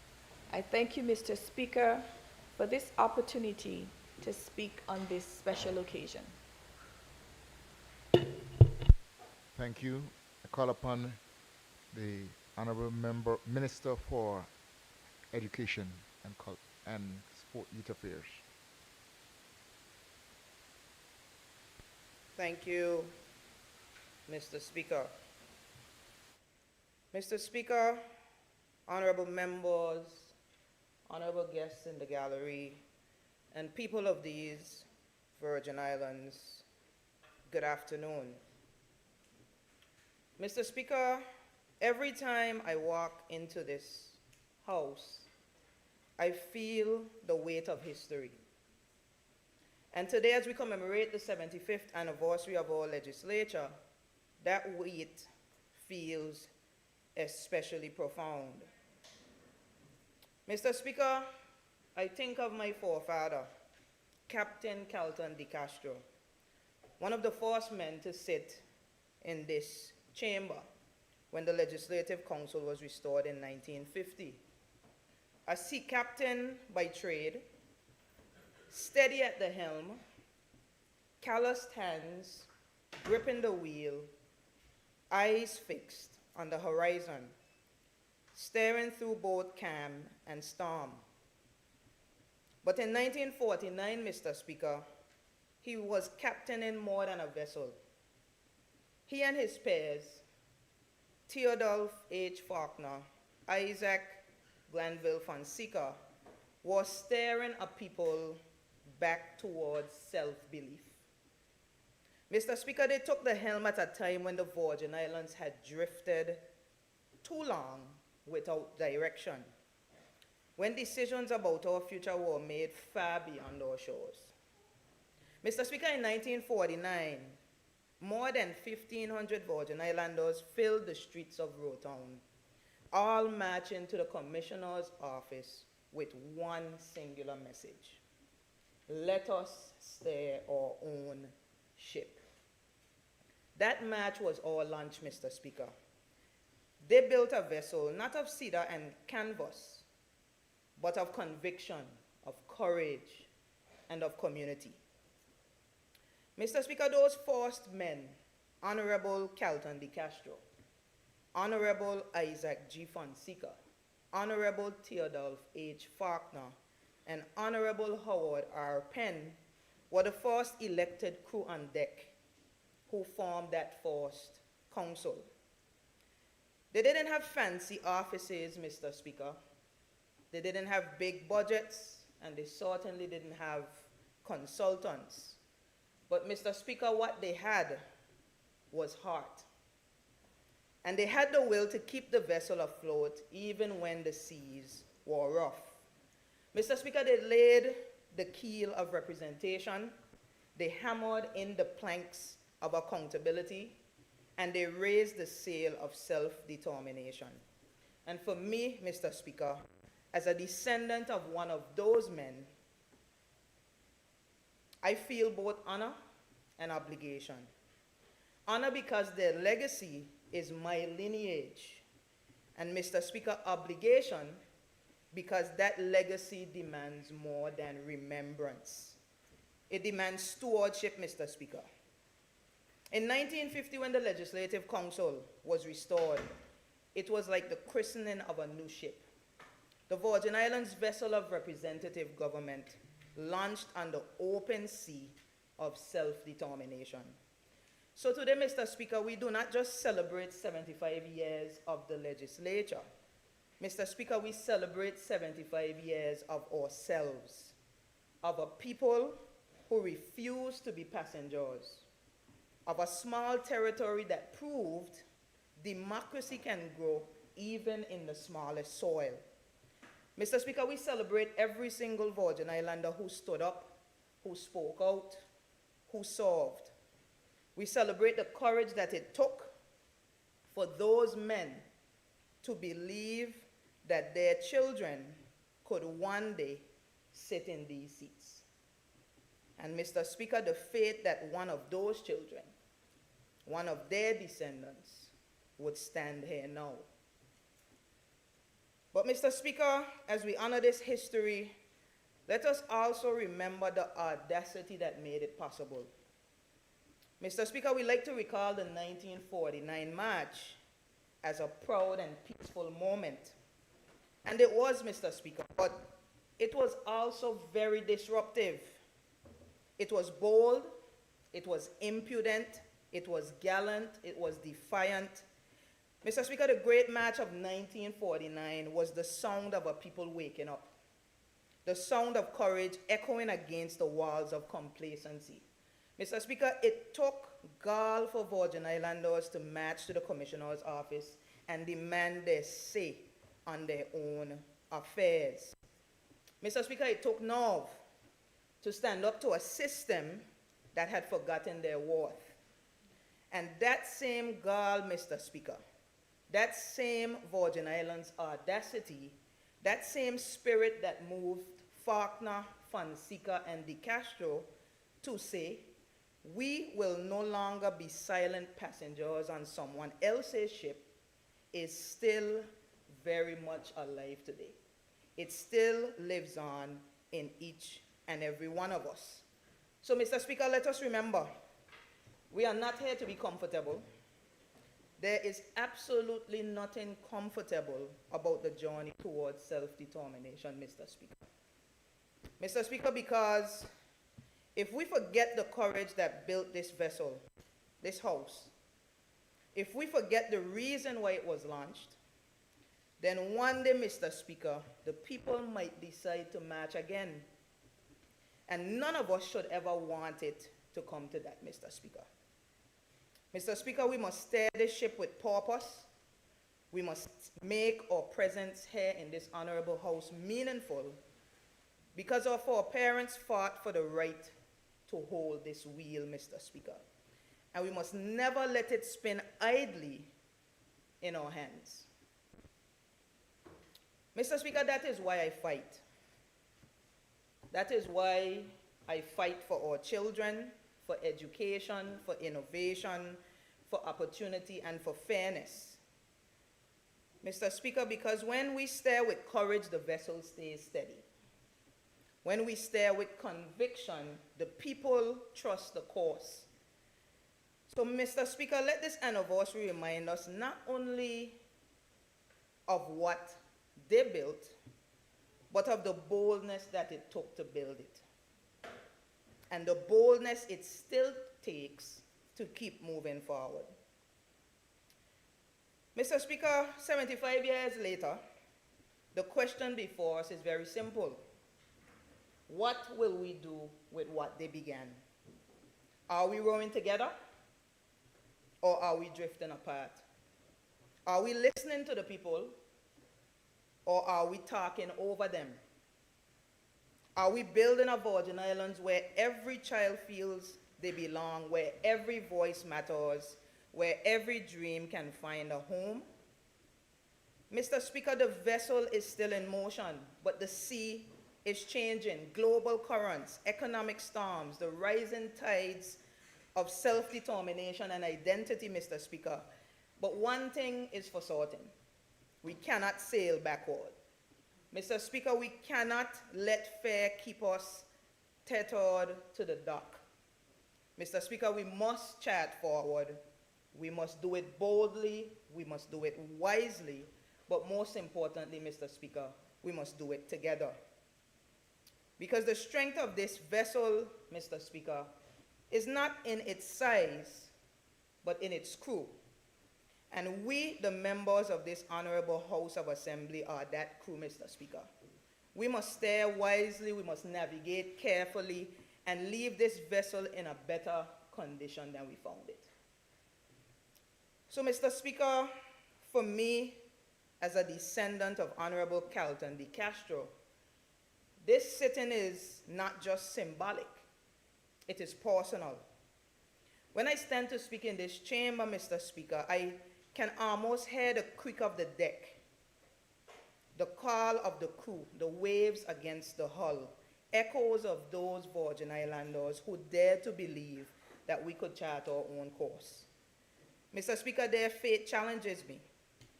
Their example reminds me that leadership is not about the title, Mr. Speaker. It is about the tide. Mr. Speaker, it's about how you stare when the seas are uncertain and how you treat the people who trust you to bring them safely home. So yes, Mr. Speaker, I carry his name, but more importantly, Mr. Speaker, I carry his mission. My pledge, Mr. Speaker, is to steer with integrity, to listen to the wind of the people, and to never lose sight of the compass of justice and truth.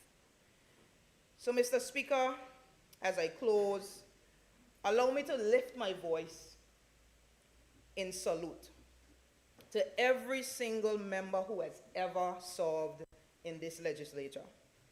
From that fearless, forced crew of 1950 to this present persistent crew of 2025, to all who have sat in these sacred seats, who have spoken with conviction, debated with passion, and weathered the tempests of public life, I salute you and I thank you.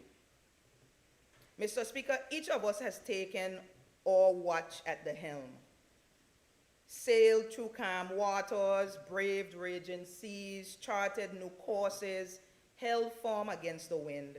Yet, Mr. Speaker, all of us helped to keep this vessel afloat. Mr. Speaker, our service, our sacrifice, and our steadfastness are the timbers that strengthen this ship. Mr. Speaker, our courage is the canvas that caught the wind, and our commitment is the compass that kept her true.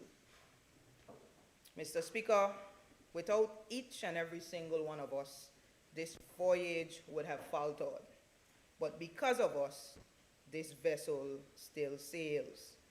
And so to my colleagues here today in this honorable house, I say, we are the heirs to that helm. We are the stewards of that same sea. We are guardians of the course that our forefathers began. Mr. Speaker, may we never forget that the hands that now grasp this wheel are part of an unbroken chain. From Fonseca to Faulkner to De Castro to each of us, they have passed the helm to us, and let us continue to hold it with honor. So, Mr. Speaker, as we celebrate 75 years of representative government, we must also take a hard, honest look at the course we're steering today. Because, Mr. Speaker, if we are not careful, the same vessel our forefathers built with courage can be weakened by carelessness and lost to the tides of our own making, Mr. Speaker. Mr. Speaker, we have to stop playing in this honorable house. Mr. Speaker, we cannot keep treating the wheel of leadership like a prop in some performance, turning it one way for applause and another for advantage. Mr. Speaker, we were not elected to perform. We were chosen to pilot. We were not called to quarrel. We were called to chart a course. And so, Mr. Speaker, this is not a stage. This is not a sport. This is the sacred ship of the Virgin Islands. And every careless word, every empty promise rocks her from within. So, Mr. Speaker, we must stop speaking unity with our mouths while we divide with our motions. We must stop proclaiming integrity in our speeches while ignoring it in our decisions. Mr. Speaker, unity is not a slogan. It is a standard.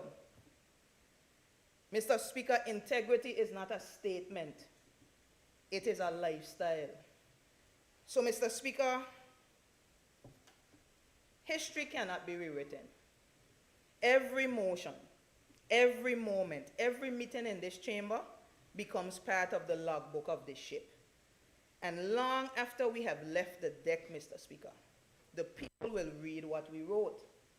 And so, let us write something worthy. Let us prove that we have learned from the storms that came before us. Let us raise the sails of sincerity tighten the ropes of responsibility, and steer with courage and conviction. Because, Mr. Speaker, when this House is united in purpose, when we lead with integrity and act with humility, Mr. Speaker, no wind, no wave, no wall power can move this vessel off her course.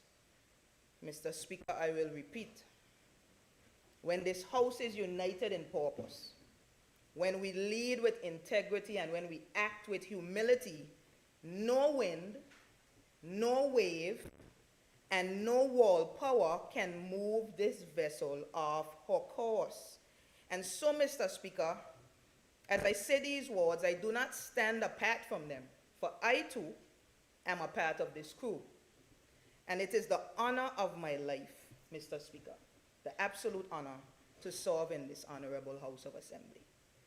Every time I rise in this chamber, Mr. Speaker, I remember that I am standing on the deck my foreparents built. And the people of these Virgin Islands have trusted me to help steer their ship through uncertain seas. To me, Mr. Speaker, service here is not about privilege. It's about purpose. It is not about comfort, Mr. Speaker. It is about calling. My passion, my purpose, my fight, Mr. Speaker, all of it is for these Virgin Islands. Mr. Speaker, it's for our children, it's for our communities, it's for our people, and it's for our future. And Mr. Speaker, when I think about this vessel, this house, this territory, this journey, Mr. Speaker, I think too about my own life as a vessel, because that is what I am, Mr. Speaker, a vessel being used by God to do his work for these Virgin Islands. So, Mr. Speaker, I thank him every single day for the strength to weather storms, for the wisdom to read the tides, and for the grace to serve with heart and humility. Mr. Speaker, as I close, as we celebrate 75 years of representative government, let us each remember that we too are vessels, crafted for purpose, called for service, and carried by divine design. Mr. Speaker, let us keep our keel strong, our compass true, and our course steady. Mr. Speaker, let us steer not by ego, but by excellence, not by fear, but by faith. And Mr. Speaker, when our watch is done, and when we pass the wheel to those who will come after us, may they say of us what we now say of those before us. They kept us steady at the helm. Mr. Speaker, I thank you for the opportunity to speak. May God continue to bless these beautiful Virgin Islands. I thank you. Thank you. I call upon the member for the 8th District.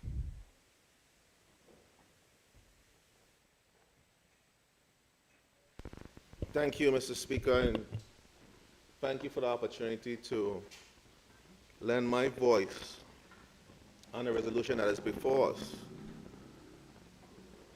It's the 75th anniversary of honoring the past, shaping the future, the Virgin Islands' 75th year journey towards self-determination, Mr. Speaker.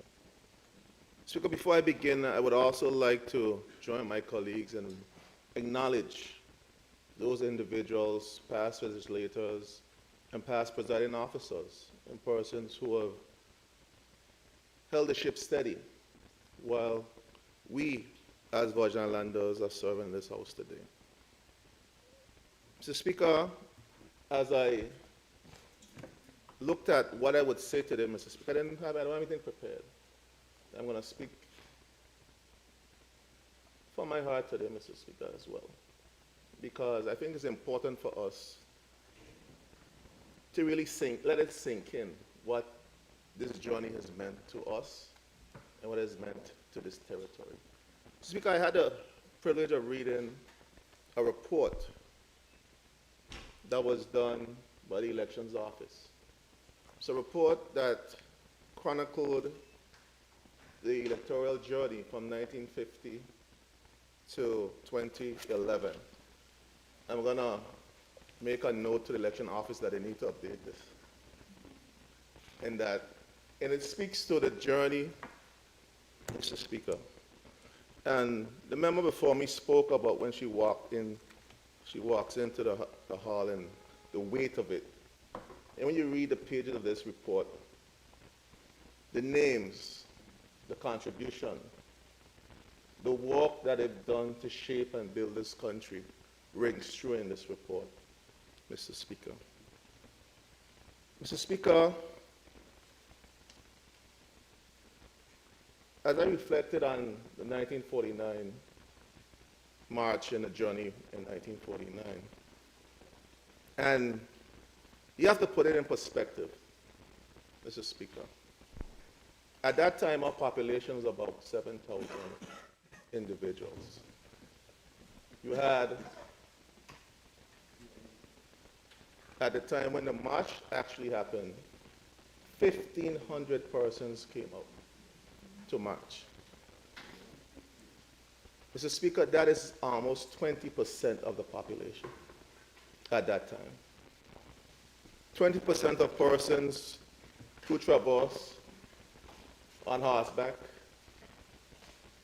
on donkey, on sloop, all around this territory, because we didn't have proper roads, we didn't have proper infrastructure. So it took, and it just shows the momentum that these individuals had who stood up. I know there were protests before, there were marches and planned rallies before. But the spark that came from Theodore Faulkner and the men at that time showed the BVI population are people of immense discernment. We have a spirit of discernment. And I know that the men of that day, they weren't the most eloquent. They were probably one of the most recognized or whatever in the society. But the people saw the sincerity of what they were fighting for. And they believed in the men who brought the message. Mr. Speaker. Speaker, for us, we have to take some introspection, and the leader of opposition mentioned it, and I think it's true. Because if we're true to ourselves, today 20% of our population will be around, I would say, 10,000. 10,000 people, 8,000 people.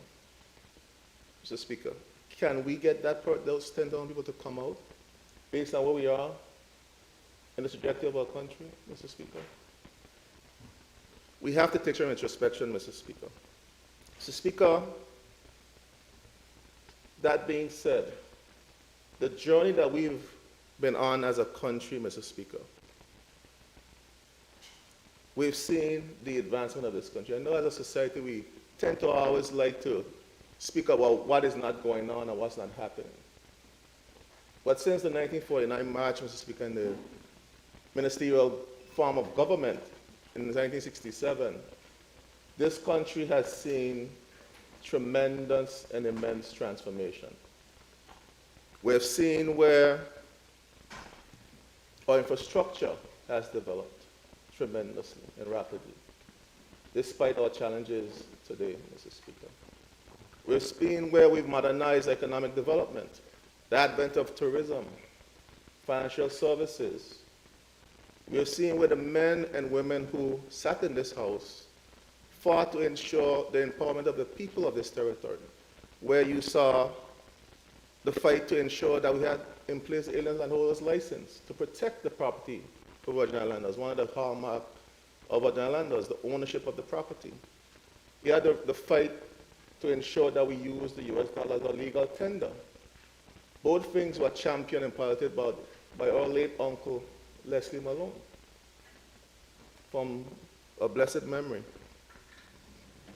We saw where they developed the people to chart the way, not just the elected members in the House of Assembly, but they developed the society to ensure that persons took up their rightful place in the key industries and build the institutions that govern and move this territory forward.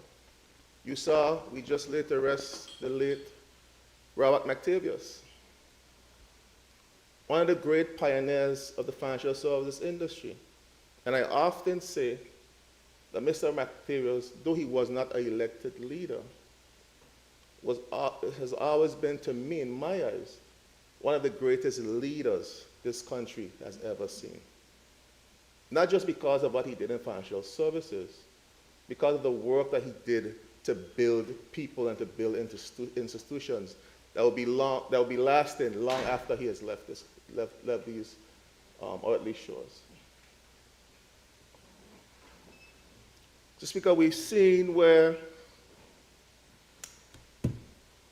as a people, we continue to advance. Mr. Speaker, I say this without fear of whatever political retribution, that we have to continue the journey. Now we have to find a way to ensure that our people are educated on the way forward. These men wanted full self-governance for our people. 75 years later, we seem to be further away from that vision.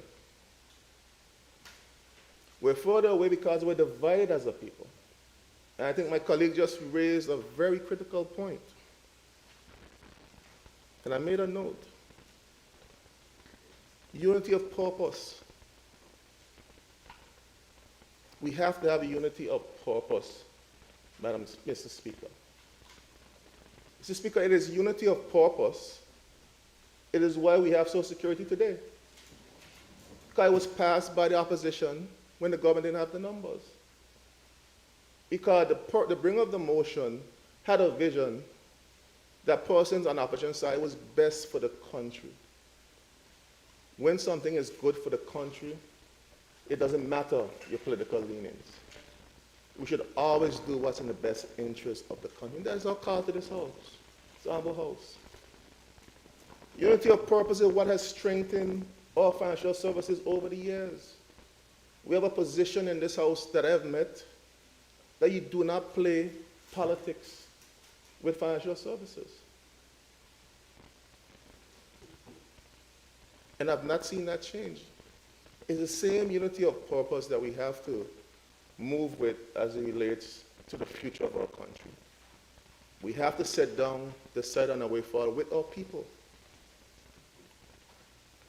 Our people has lost trust in us as leaders. They've lost the sense of being a part of the process of moving forward. All of us have an opportunity, a responsibility to ensure that we build that trust. The same trust that made 20% of the population at the time follow a fisherman from Anegada, a boat captain from Rotown. Because they trusted, they used the spirit of discernment, and they know they were genuine about the path forward. Mr. Speaker, we need to make that same commitment to unifying our people and stop using our privilege. Because we're here, it's a privilege to be here, and I'm going to say why. To divide us. It's because I went through the same report. It's an awesome privilege that we have. Over 600 persons over the last 75 years has put themselves forward to be elected. Close to 600 persons. Mr. Speaker. You know how much persons have actually gotten to this house? 70 persons. It's actually gotten to this house. It's a privilege bestowed on you by the people of this territory to serve. Huh? Yeah, 70 different persons have been elected to this house by the people. Mr. Speaker. It's a privilege that I hold dear and I don't take for granted, Mr. Speaker. And when you have those privileges, with privileges comes immense and enormous responsibility. And we should never take for granted that responsibility. At this time, and I know my time is running out, Mr. Speaker, I only have 4 minutes left, and I'm going to respect your wish and the time allotted to me and other members of this House. And the time of the good people who have sat here since before 10 o'clock, waiting to hear us speak, Mr. Speaker. Mr. Speaker, I too would like to pay homage to those persons who served before me as I close. I thank the member for the second who read out all the names of the elected members, appointed members, as well as the presiding officers. I wouldn't do that again, Mr. Speaker. But I share the sentiments of all those individuals whose names were read and their service to this House and service to this entire territory. But, Mr. Speaker, I have to, in my last 4 minutes, speak to my own family lineage in the Eastern community. I have to acknowledge that, and I'm surprised at him I didn't do that, Mr. Speaker. Mr. Speaker, I come from, even though I didn't get no land up Nottingham, I come from a strong lineage from the Eastern Landlocked community. And I often speak of that family lineage with pride. Every opportunity that I get to speak, I tend to speak about it with pride. But I want to speak about its lineage and its connection to this House today, Mr. Speaker. Speaker, I am a proud descendant of Clarita Pickering and William Malone. And amongst Clarita Pickering and William Malone, they had sister Alphagina and brother John Pickering. And I'll talk about those 3 siblings first. Amongst those 3 siblings, they have a strong contingent of persons who have had the privilege to serve in this House. And I'll firstly speak about my great aunt, Alphagina. Her lineage starts with our former premier who is here today, Dr. Deolando Smith, who was a member of this House. Dancy Penn Sala, also a member of this House. Her brother Andrew Penn, my cousin who is here, former member for the 8th District, also a member of this House. And Dawn Penn, her granddaughter who sits in the House as the Honorable Attorney General. It's Don Smith. You probably related to Penn them 20 years, so we are connected. Clarita, which is my great-grandmother, Uncle Leslie Malone was the first member of that family to serve in this honorable House. Calvin Malone of blessed memory, Dr. Natalia Whitley, now Premier, and myself as part of that lineage. And their brother, John Pickering, didn't want to be left out. His descendant, Dr. Kedrick Pickering, also sat in this honorable House. And William Malone, which is my great-grandfather, his brothers and sister didn't want to be left out of the party either. So we have Verna Malone, who's a descendant of John Malone, and Lloyd Black, who's a descendant of Tantan Lovely. You might know who that is. I didn't know her. Yeah. Rebecca Malone is the sister of the John and William. So, Speaker, I say that to say, of that lineage, you had 11 elected members to this honorable House. You had 2 premiers, 2 deputy premiers, 8 ministers of government, and I read in the report that we used to have the financial secretaries at one point in this House. You had 2 financial secretaries in the person of Neil Smith and the now financial secretary, Jeremiah Frett. So I say that to say that I am proud descendant of that legacy. Huh?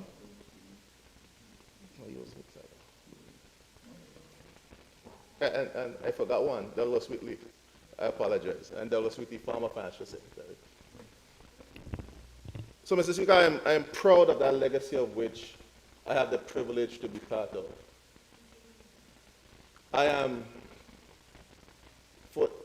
I never for once take for granted the people of the 8th District who have sent me here to fight on their behalf, not just on their behalf, but behalf of all the people of this country.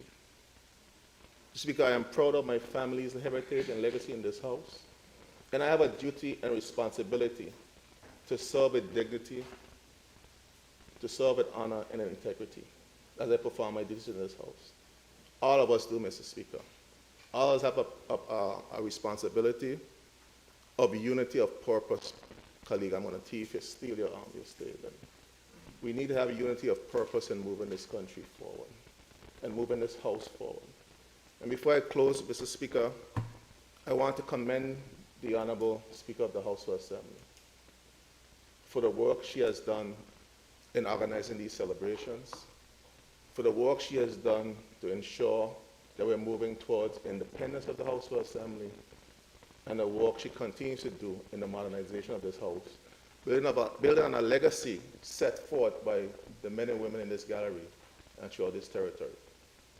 So, Speaker, again, I thank you for this opportunity. I look forward for the further celebrations as we celebrate the 75 years of this Honorable House of Assembly.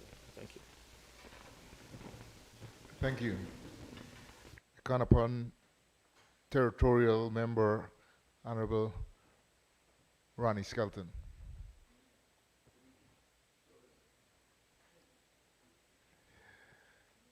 Okay, the member is deferring to the member for the 9th and the Minister for Health and Social Development, Honorable Vincent Whitley.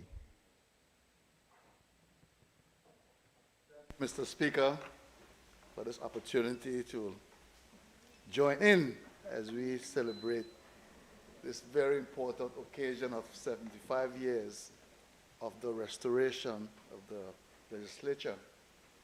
I too want to recognize all current and former members sitting in the gallery. See former speakers, former premier, former classmate, former boss, fellow Rotarian, all here, persons on whose shoulder we stand today. And I must thank them for the foundation you have laid. So on your shoulders we stand today. But I count it a sincere and great honor to stand today in this honorable House as we observe the 70th anniversary of the restoration. And I must thank, Mr. Speaker, the good people of the 9th District for affording me this pleasure, this privilege, this honor to stand in the House at this particular juncture. 75 is a significant number. We personally use it not only to look back and see how far we've come, but also as a yardstick to decide where we are going. It is so critical for us in the BVI at this point in time, for us to really take a hard look at ourselves and decide where we should go. I've always said, Mr. Speaker, that it doesn't matter to me where we go. What matters to me, what concerns me, is that we go there conscientiously and deliberately and intentionally, that we not stumble into our future. Just last year, Mr. Speaker, China celebrated its 75th anniversary of the founding of the People's Republic. China, and you know where they are today. Only 75 years old. Only 75 years old. They had their big parade and so forth last year. This year, Europe celebrated 2025, 75 years of unity and solidarity. It was called Europe Day. It was May 9th this year. So there again, the idea of unity comes in. And you're absolutely correct. Mr. Speaker, I am the 8th person from the 9th District to have held this position. I think the member for the second call out all the names, but he didn't really specify the 9th. We started with Theodore Faulkner, I think I have the order correct. Taylor Faulkner, Waldo O'Neill, Dr. Osborne, Robinson O'Neill, Riel George, R.T. O'Neill, OBE, Hubert O'Neill, and I made the 8th person. Now, the member for the 8th called the number a while ago. I was trying to find that number this morning. We know we've had 70 persons who've ever had the opportunity and the privilege to stand in this house or sit. But there were 70, but there were 600 who tried. 600. So therefore, it stands to reason it must be an honor and a privilege to have gotten that opportunity to sit in this adorable house. Madam Speaker, it started the legislature. I'm very clear about what started. The legislature was restored in 1950 after the March of 1949. I want to be very, very clear that 1949 was not the beginning of any discussion. It started long before 1949. 1949 was the climax of many discussions between Hope Stevens and H.R. Penn and Robbie O'Neill and a bunch of other people who knew exactly what they wanted to do, which was to restore the legislature. But the UK is a funny bunch. You could talk all you want when it comes to the UK. Numbers matter. And when 1,500 come together to march, the UK then paid attention. It was at that point they paid attention. Because we're talking all the time. Talk in the market, talk in the street, talk all over the place. But when it came together in unity, purpose, is when the UK said, okay, you look at this serious now. And it should be a serious lesson for us today. Because we know where we are going. We know where we are going. Self-determination is a given. It has to happen. And somebody spoke about the next 25 years, blah, blah, blah. Next 25 years? 9 years from now is 200 years since the abolition of slavery. 200 years. It may sound kind of harsh. I don't want to come and talk about no restoration of House of Assembly. I want people talking about independence. That's what I want people talking about. When we're celebrating the 10 years of independence or 20 years of independence, that's what's important to me. Restoration is fine. It is fine. But we have to look beyond simple restoration. They gave back what we already had and what was a right for us. Now, after that March of 1949, it didn't just end and the House happened, you know. They submitted a petition. And I have a small quote, permit me to read from my small quotes, that was in that petition from 1950 or 1949. It says, we are imbued with a desire to decide our local affairs with our own selves. We have outgrown that undesirable stage where one official or an official clique make decisions for us. That was the spirit of 1949 and 1950. And that spirit is still alive today in we who stand in this honorable house to represent the people out there who sent us here. We all say it all the time that we have one common goal, that when we leave this honorable house, we should leave our communities better than we met them. All the community. And the pattern is there. From the time we got our own house back, we started to make laws that has propelled us from then to now. No going back. No going back. I can't say one direction. It may sound kind of political. Mr. Speaker, we have to keep that momentum going. We have to do what we know we must do, which is to provide more education for our people. We have to make things more accessible. I heard that last member spoke about these glass ceilings that we have yet to conquer. We want to get more young persons in this house. Got to get them more interested. We want to find differently able in this house. We have to engage everybody. We have been all-inclusive and all-embracing House of Assembly. It's the only way we're going to move forward. I've said it many times. Any community that doesn't use all the human resources available to it, the differently able, the different persons, they must participate in this democracy if you're going to take this country where it needs to go, to our self-actualization. Madam Speaker, there are two important books written, and I spoke about both of them during the last debate. One of them was 25 years of ministerial governments, 1967 to 1992. And in this book, it captures a lot of what we need to know about our aspirations. And then the other one, Empowerment Through Representation, so a bit hefty, 50 years of the Restoration. I don't want to see 100 years of the Restoration. I honestly don't want to see like that. I want independence to be part of it. Yes, you can have this too, but independence must be part of the next big volume of the history of this territory. Our forefathers who went through so much from the first set, Fonseca and De Castro and Brunel Bruce. I remember talking to Brunel Bruce's daughter one day, and they were talking about how much money they worked for. It was like $8. You should have the time they even gave it away.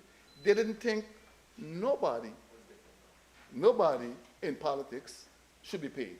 As far as they were concerned at that time, it was community service. It was community service. I was talking to Miss Enel Smith. She's making 107 December 22nd, some time back. And she still feels the same way, that we shouldn't be paid. I said, you know, we really ain't done in 1950 no more. Things have changed, times have changed. And there's a new reality that we are living through now. A new reality. And we must get with the times. We must make sure our children are engaged. We must make sure that these books are in our schools, that they can understand from whence we came, and to understand our aspirations and their role. We're not here for ourselves, Mr. Speaker. We are here to pave the way for the next set of Beaver Islanders who will stand in this honorable house to take this country from where we left it. There have been significant changes in our legislations that we have made over the last 3 years. Significant changes, pushing the BVI forward into a modern era. We're here talking about restoration of the house. I was in Grenada just 2 weeks ago. I happened to be there when they were celebrating Heroes and Foreparents Day. They're now 51 years independent. But only this year they actually had their Heroes and Forefathers Park declared and established after 51 years independence. So, but to hear them talk about the history, particularly going back to 1983, and during the invasion, and they named every single individual who died in that thing down there. And they're building a center on this property where they can do storytelling of their past to boost their culture and their values and things they hold sacred so that people could understand from whence they came. We must do a better job of educating our people about who we are, what our aspirations are, and what their role is in this whole scheme. We must make the proceeding of the house more accessible to persons. Hopefully, at some point in time, as the house goes independent. There's one thing I forgot to mention during that discussion. Former legislators, past legislators, those who are dead. The house must take on a function where those grave sites are kept dignified. They must be kept dignified. If you're going to build national pride and so forth, there are a series of things we have to do. And we shouldn't just come here and honor our past premiers and our past legislators, and then you go in the graveyard and you can't find them. Because the bush and things take them over. Let's keep them dignified even in death. And I think with the house going into its independent stage, should be a role I think the house should take on. But I've been a little proactive. I have drafted documents that raised on my desk. You might pass it out to the house. But I have drafted a proposal for the house to consider for really looking after the resting places of former legislators or persons who've served in this honorable house. We shouldn't just talk about their contributions and their work. Let's honor them even in death. And as I come to the end of my few marks, they told me we have to keep it brief. I just want to again thank those persons who supported me in being in this house. I'm forever grateful and thankful. And may this house and this territory go from strength to strength. May we all do our part diligently, day and night, to advance this country for its people's sake. May God bless this house. May God bless these Virgin Islands forever and ever. Thank you, Mr. Speaker. Thank you. Members, this house will take a very brief recess. Members are advised, if possible, to remain in the chambers.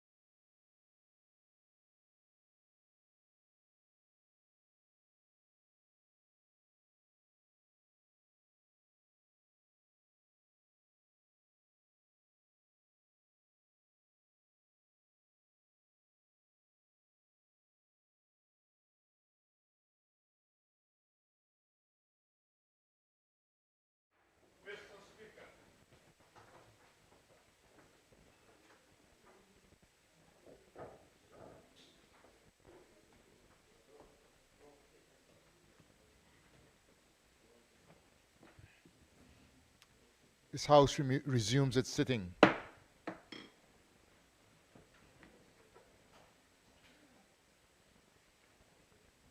call on the territorial representative, Mr. Skelton.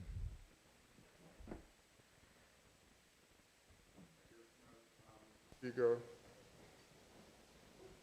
senior members can't have their privilege anymore.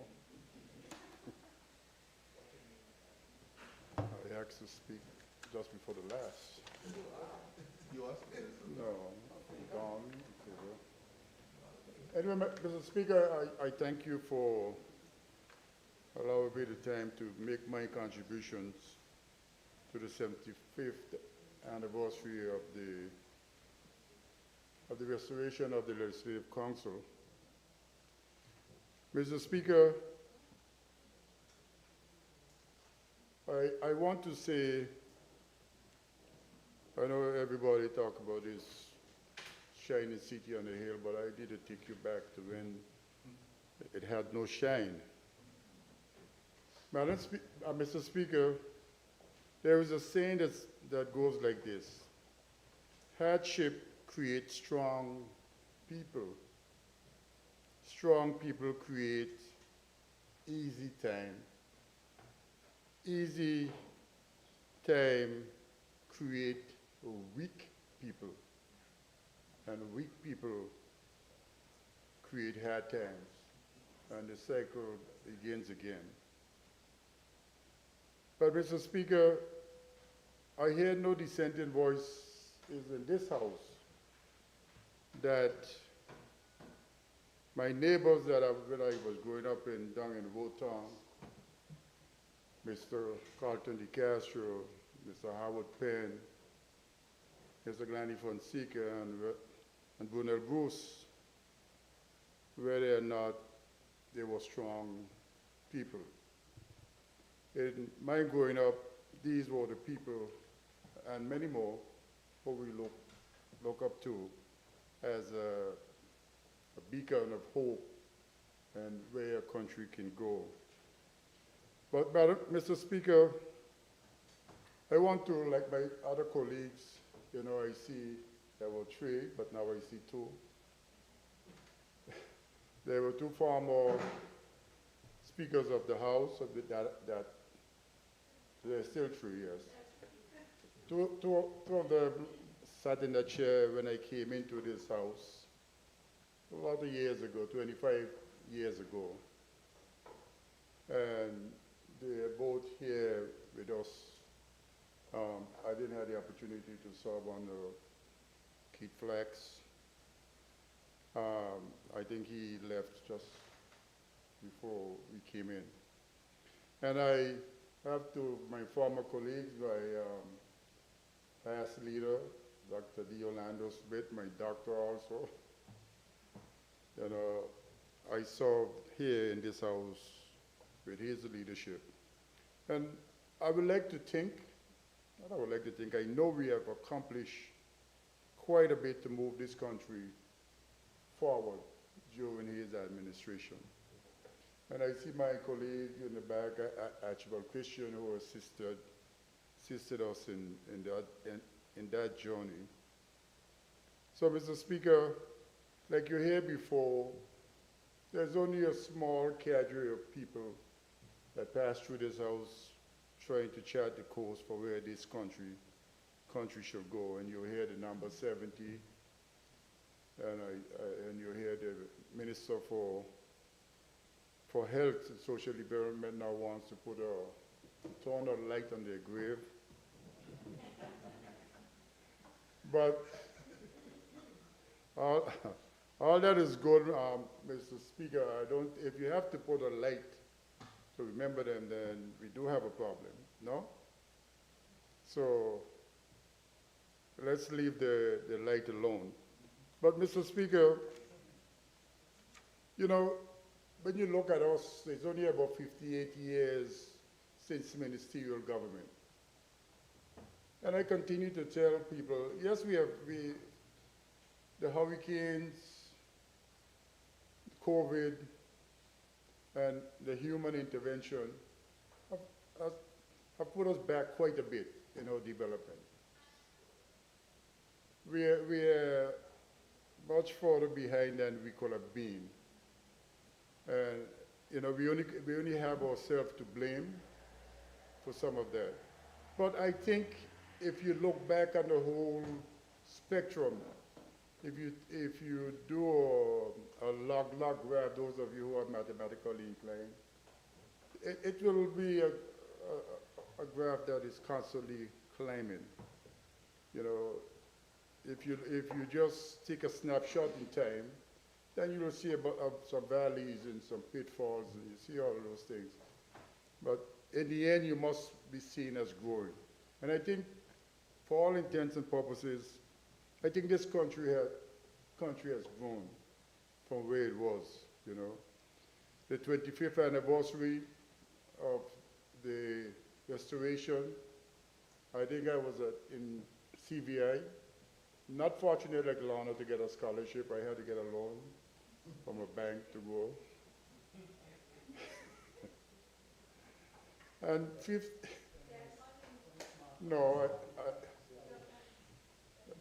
at the 50th anniversary, I was here in this house. On this side of the house, and at the 75th, I'm still on this side of the house. Seems like I have made no progress. But in that 25 years, most of it was over on that side of the house, the majority of it. So, and the 75th anniversary, I'm here again.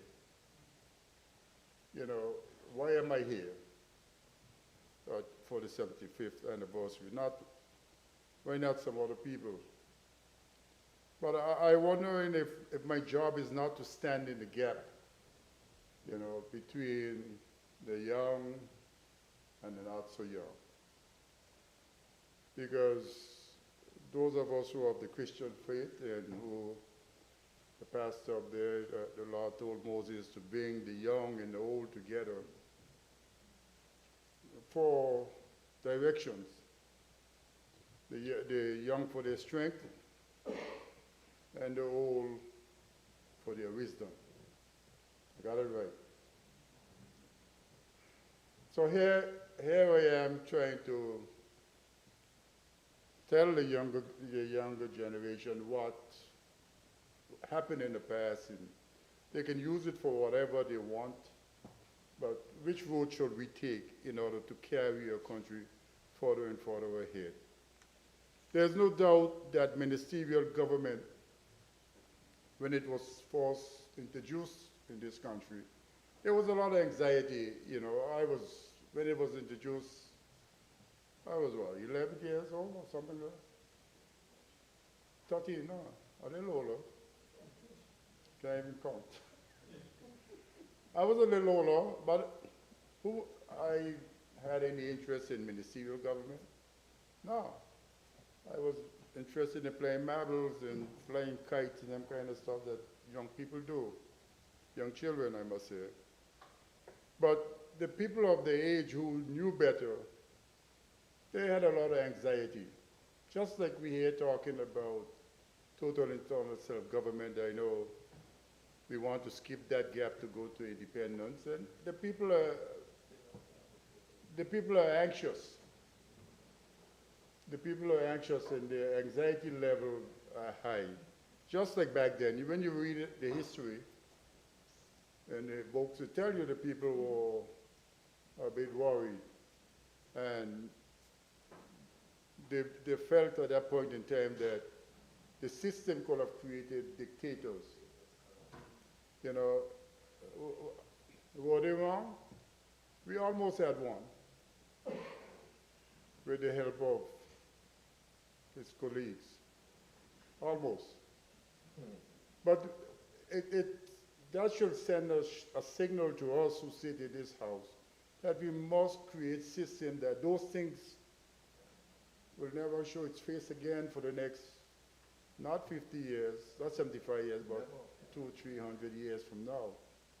Because even the American Constitution, when it was written, somebody way back in the 1900, 1911 or something like that, wrote and says that you know, the only thing about the democratic process, I am worried that one day, somebody's going to end up in the White House that is not going to be a good person. It was written, and that's from back in 1911. You know, so we all here in this house, we got to stop worrying about where we sit in this space and time. You know, today you're a minister, tomorrow you may be a member of the opposition, if you're lucky, because I've been in and out of this house. So I understand the road you need to travel a little bit. But do not make decisions just because you sit in those seats today. You got to look forward and make sure that the laws you're making, you're willing to live by them, and they're not going to be detrimental to our country. So if we're not doing that, then we're going to end up with a dictator, probably as premier one of these days. Mr. Speaker, there's no doubt in my mind that education and health care were the two bedrocks that got us a good way ahead, a good way into the future. Because I look back when we had no high school. And don't tell me about Britain was care about us. I don't think they were. They were willing to make sure the prison is well guarded and secured. But in terms of education and our health care, no one had no interest in, and they still don't. You know, you talk to them, they tell you about giving you 2 scholarships for people to go to England to school. You know, so they have no interest in our welfare, education and health care. You know, you go back to the days when there was Cottage Hospital. I mean, I wasn't around Cottage. I know Peebles. I know the old structure that was there. I spent a couple nights in it one time. I ran away because no one liked the hospital. So in terms of where we were in healthcare and where we are today, yes, we have made some mistakes, and we need to get healthcare to a level that our people can be proud of it. And don't let no one fool you. You need the best public healthcare system that you can afford to build. Because when something happens, you have to go there. So don't wait till you have to go there to think you can build what you need. It's not going to happen. We don't need to do that. We need to build the best public healthcare system that we can build. It is true that since in the civil government, our economy took off. Tourism was the big thing. We had sufficient jobs in the country during that time with Little Dick's and all the other smaller hotels that existed to keep us afloat. But then the population, or people stopped leaving the island, so the population increased, so we needed to create some other avenue. And financial services was the next one. We all talk about agriculture and fishing, but we just talk about it for the since I'm here, 25 years. We haven't done anything meaningful in that area. And we continue to talk about it, we continue to hold meetings concerning it. But again, it's not happening. So, Mr. Speaker, you know, it's a bittersweet time in my life because I have seen most of the meaningful things. I have lived long enough to see most of the meaningful things that exist happen. And I can't say I am disappointed. I know there's a lot more to be done. And I get worried when people take a snapshot in time and try to define our country. People trying to rewrite the history of the country. It is scary. You know, I not picking on my colleague here, I listened to, what is she name? Something Hope? Locust Hope. And you made a statement, I probably misinterpreted, but music. But I remember Logic Board, when he was up there, and he and Mr. Clough nearly. So that was after school, but those. No, that was in school. That was after school. Yeah. So you know, so I probably misinterpreted, but music started with him, you know. And so there's some little things that I see, I hear words, and the history is being rewritten in a subtle way. And we need to tell the full story of what is our country is all about. Don't be scared if we made an error that we can go and correct it and that kind of stuff, because the history of the country is where, you know, when our young people stop fighting each other or get to understand that they need to play their role in building the country and leading the country someplace, that they can go someplace and see what was done and how they did it and how we can probably use some of it to move forward. So, Mr. Speaker, I think I think as a country, we have a lot to be thankful for. As a country, we have made some mistakes, and they're showing up. It's showing up in the infrastructure of our country, the roads, the water, the electricity, and you know, you leave from the airport, drive all the way to West End, and we're supposed to be much better than this. We spend for $1.6 billion every 4 years. Every 4 years, we spend $1.6 billion, a small country like this in infrastructure. No individual, I ain't blaming no individual person. No, I think it stems a lot of, you know, some 25, 30 years back. I think when Mr. Stout and his government, they were doing the things to create the pathways for roads. I don't think they actually built most of the roads out, except the main roads. So one of the things I would say here, Mr. Speaker, from my experience, if you allow the utilities, whether it's electricity, water, telephone, sewage, if you allow them to go into disrepair, you're going to have a long time bringing them back. It's not going to be an easy fix, you know. And that's what we're experiencing right now in some of the areas. That's why in the private sector, the telephone companies, they live on the edge and they try to make sure.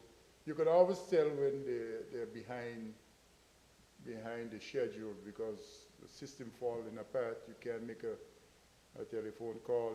And all of these things happen. So we still have a lot of work to do, Mr. Speaker.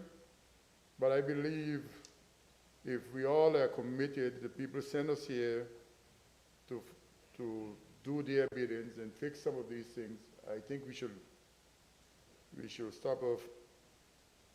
Foolishness is a good word. We should stop our foolishness and get on with building our country into the future. Thank you, Mr. Speaker.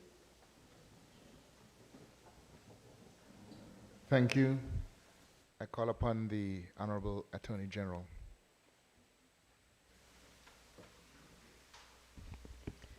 Thank you, Mr. Speaker.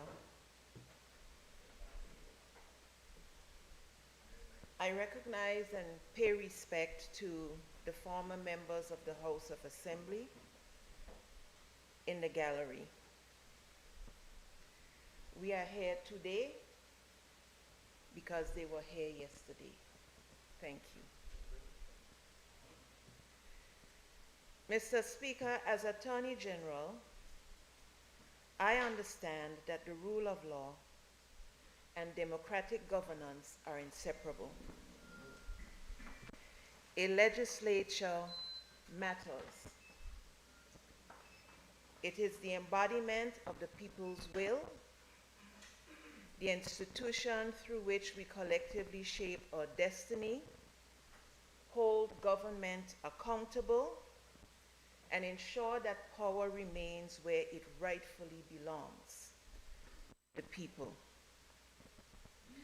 Through our legislature, we have built a legal framework over the past 75 years that governs every aspect of life in the Virgin Islands.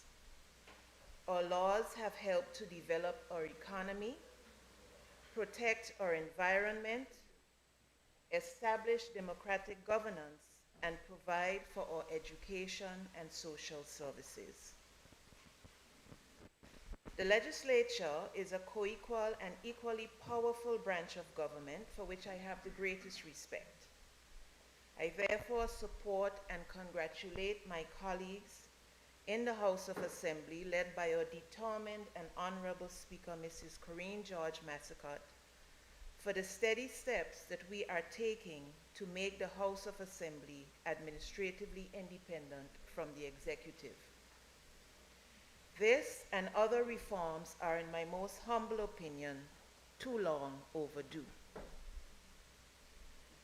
Mr. Speaker, to the people of the Virgin Islands, I say this: democracy is not a spectator sport.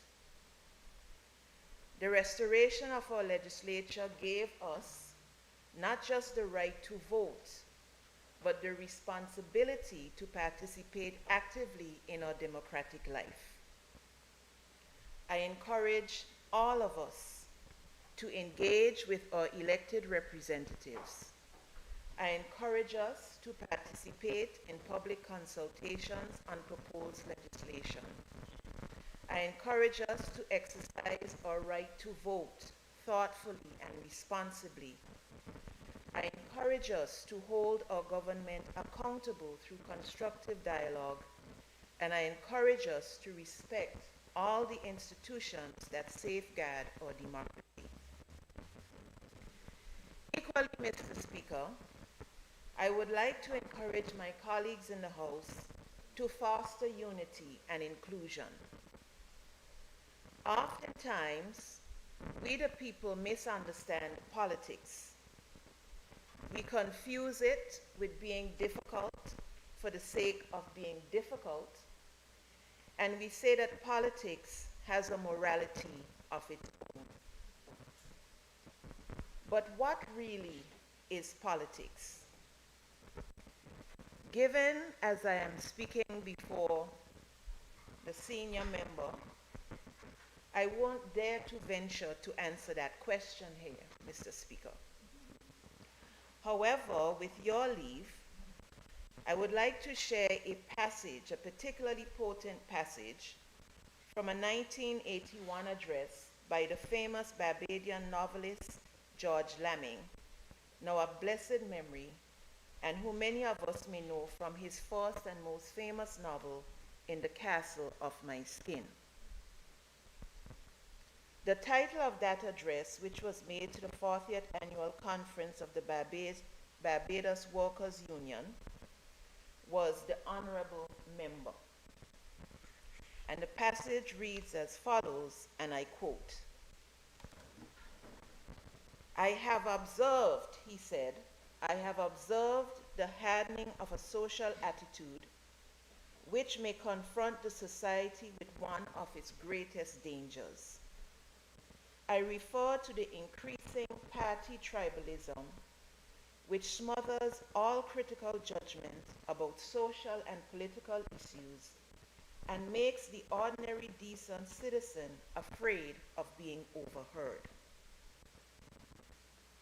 It is as though members of the political parties see themselves as loyal warriors of rival primitive tribes, each regarding the other's existence as a threat to his own. And where the tribe that comes to power takes possession of the total political estate, free at last to reward prizes to the most diligent of its own henchmen, and to punish by careful exclusion those whose tribal allegiance lies elsewhere. This party tribalism, he says, has nothing to do with politics, but leads to an exercise which imposes silence on those who might otherwise contribute to shaping the critical intelligence of the nation. That's the end of the quotation, Mr. Speaker. In my years on this earth, Mr. Speaker, I have seen what this party tribalism, as Mr. Laming called it, can do, and what great things we can achieve when we set it aside. For example, Mr. Speaker, in the last constitutional negotiations, I was fortunate to be in the room as the then director of the BVI London office. I saw some of the same advances that we are fighting for now, constitutionally, on the table and within our grasp. Regrettably, we could not set aside our differences and allow the Virgin Islands to win. On the other hand, Mr. Speaker, when threatened with the suspension of democratic government in 2022, members of the House of Assembly rose to the challenge, put the Virgin Islands first, and came together to create a government of national unity and save democracy in these islands. Honorable colleagues, whether we are elected or appointed, let us commit ourselves to ensuring that our legislature remains strong, responsive, and true to its fundamental purpose, to serve the people of the Virgin Islands and to advance our collective journey towards self-determination.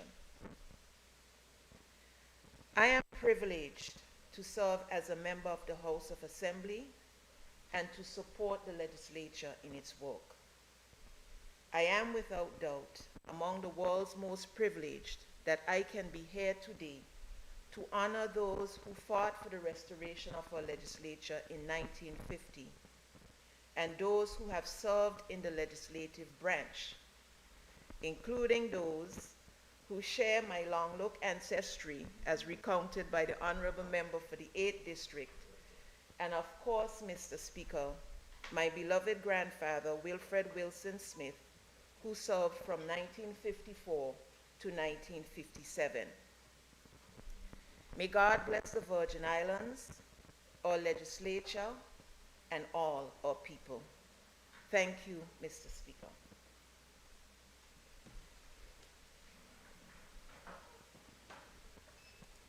Thank you, AG.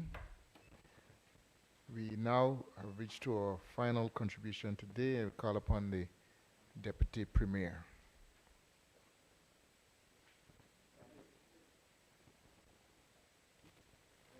Speaker. Mr. Speaker, I feel honored today, especially having past members in our presence. It's indeed heartening, Mr. Speaker, when the former members of the legislature, this House of Assembly as it's now called, would take the time out of their schedule to come and listen to what we have to say. I hope they're not here because similar to the Attorney General that sits behind me, who was afraid to say certain things because I speak after her. I hope they're not here to make sure that we don't say anything bad about them. But trust me, all we have for you is love, and we respect the trail that you blazed, and we hope that we are carrying that flame that you left us to carry. We're carrying it with dignity, and we're doing the work that you expect us to do. I'm suffering from a lack of cooperation from my contraptions here, so instead of getting my stuff up on the bigger one, I got to use the littler one. Yes, littler.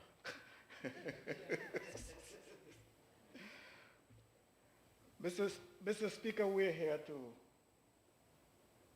somewhat look at where we came from 75 years ago and hopefully give a sense of where we're going, or where you all are going in the next 75 years. I was here on the 50th. That's in 2000.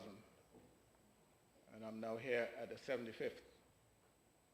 You know, Mr. Speaker, 75, Mr. Speaker, for speaking last, I hope you give me the grace of additional time. You all had bathroom breaks already and everything.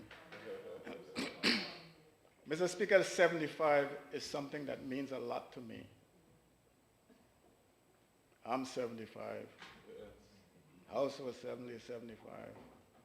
Another organization which I can mention here, the St. Paul's Junior Club, made 75. So it's a special year for me, and I hope it is special for all of you as well. Mr. Speaker, I want to go a little further ahead of where we came from. I want to go back a bit, Mr. Speaker, to where we started, really. Our democracy didn't start 75 years ago, Mr. Speaker.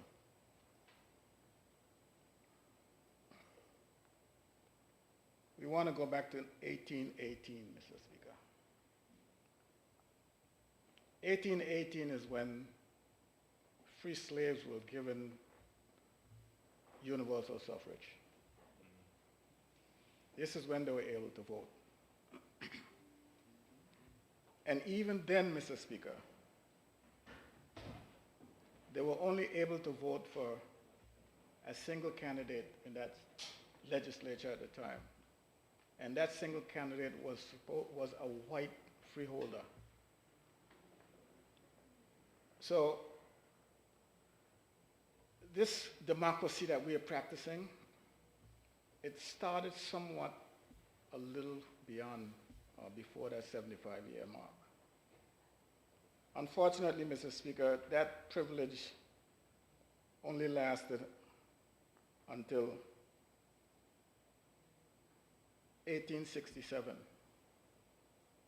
when the assembly was abolished.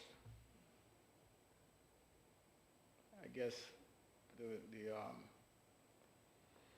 all the whites by that time had dwindled down to a point where there was no interest in democracy in the colony, the Virgin Islands. People were left to live,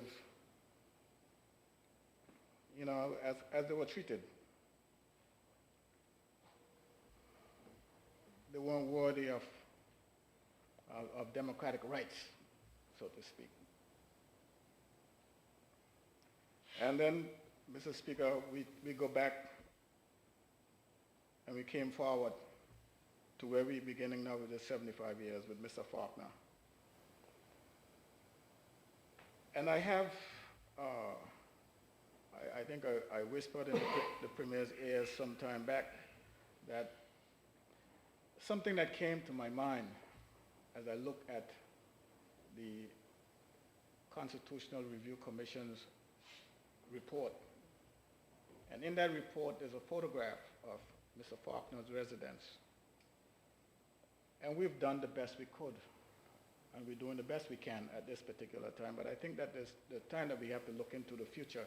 And I'm talking about the distant future. You know, when you travel and you go to certain places, especially in Africa, they like to take you to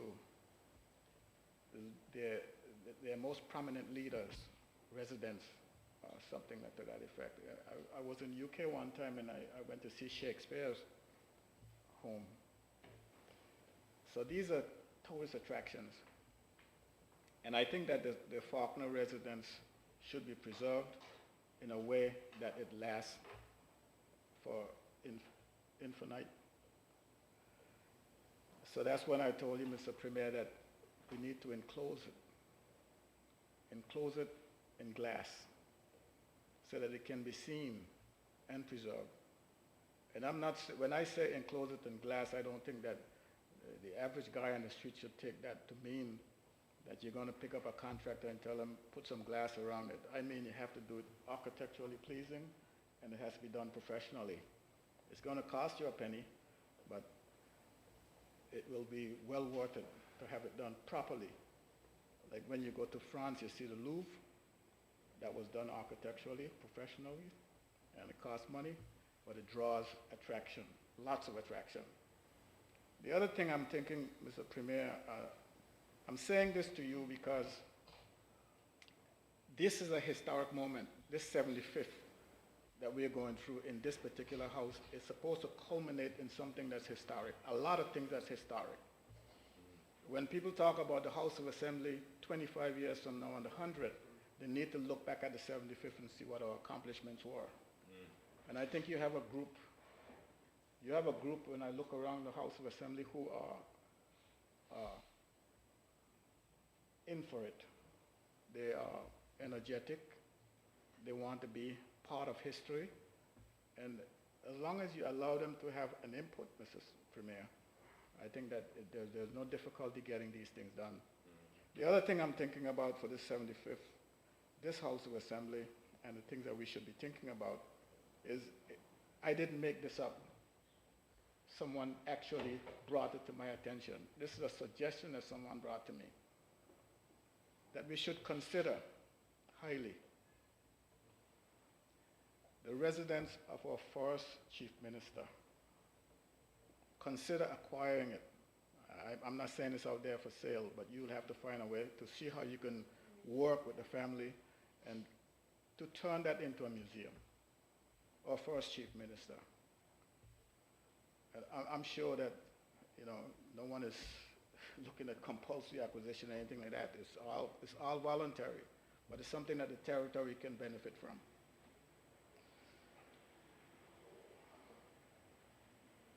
Mr. Speaker, Theodore Faulkner did spark a much-needed flame. It never went out. It's still burning. And who were the men and women who kept that flame alive? Who were there? When I look and I'm seeing, I'm happy to say I knew them all. I knew them all. All 70 names that you called, the member for the second call, all 70 that you say served in this house. I think without exception, I knew them all. Like I said, I'm 75, so I should know them. The first guy who came in, he didn't die before I was able to know him, so I know them all, knew them all.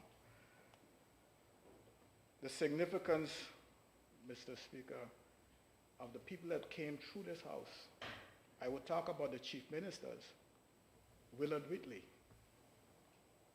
If you don't know Willard Whitley, you could know him for one thing. He took us out of Granton Aid. He also gave us a grandson who's now our premier.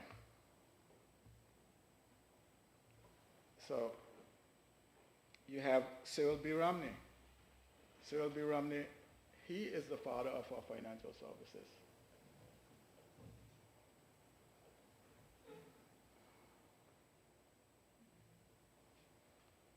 That is something that he championed when he was chief minister. Must be remembered for those things. Hamilton Larry Stout. he brought us a comprehensive high school.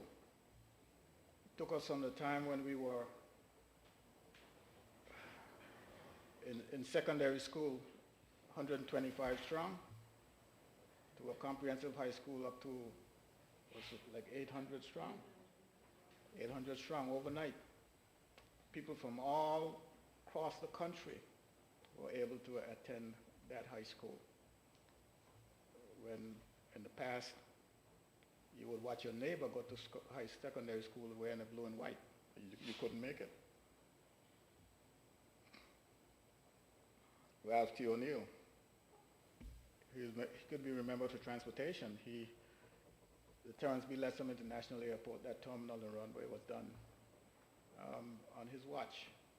And making sure that the sister islands, being that he came from the sister islands, making sure that the sister islands were always a part of whatever took place in the territory. And of course, Dr. D. Orlando Smith,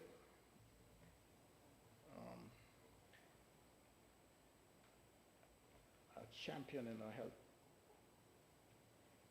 care system. I don't know why, but I'll say it now. Premier, how many times are we going to pass the monies to change the sign on that building? We were promised that we wouldn't come back to standing finance without, and it's not happening. It didn't happen. Well, you're either going to have to postpone standing finance or they're going to have to do it overnight, but it's not done. But I want the former premier to know that he hasn't been forgotten. We are working on it, getting the name up on that building.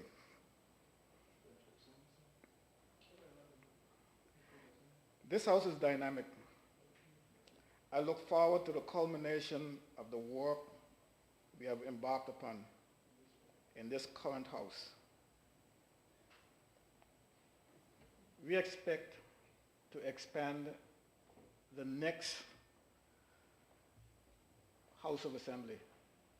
It can't happen before this in the next House of Assembly. But the last constitution that we got mandated, not mandated, but made provisions for an expansion of the House of Assembly from 13 to 15 members. And one of the main reasons for that is that if you're in the cabinet, if you're a member of cabinet, you would know that the ministerial load is just too high. It's just too high for the 5 ministers that are there.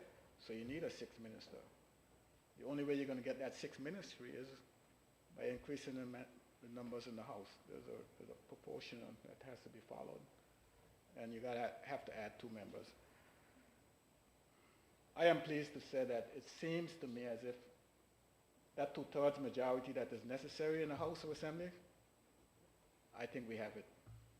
I think all the members in the House of Assembly, without exception, has reached the realization that it's time that the House of Assembly be expanded to 15 members. These are things, I'm saying all this to say that this 75 years that we're talking about has built up to these moments that I'm talking about. It's this house, culminating in this 5th House of Assembly, the 75 years has led to this. And the thought process is, we've received a petition from the folks in Anegada. The thought process is that Anegada will become a district, a 10th district, and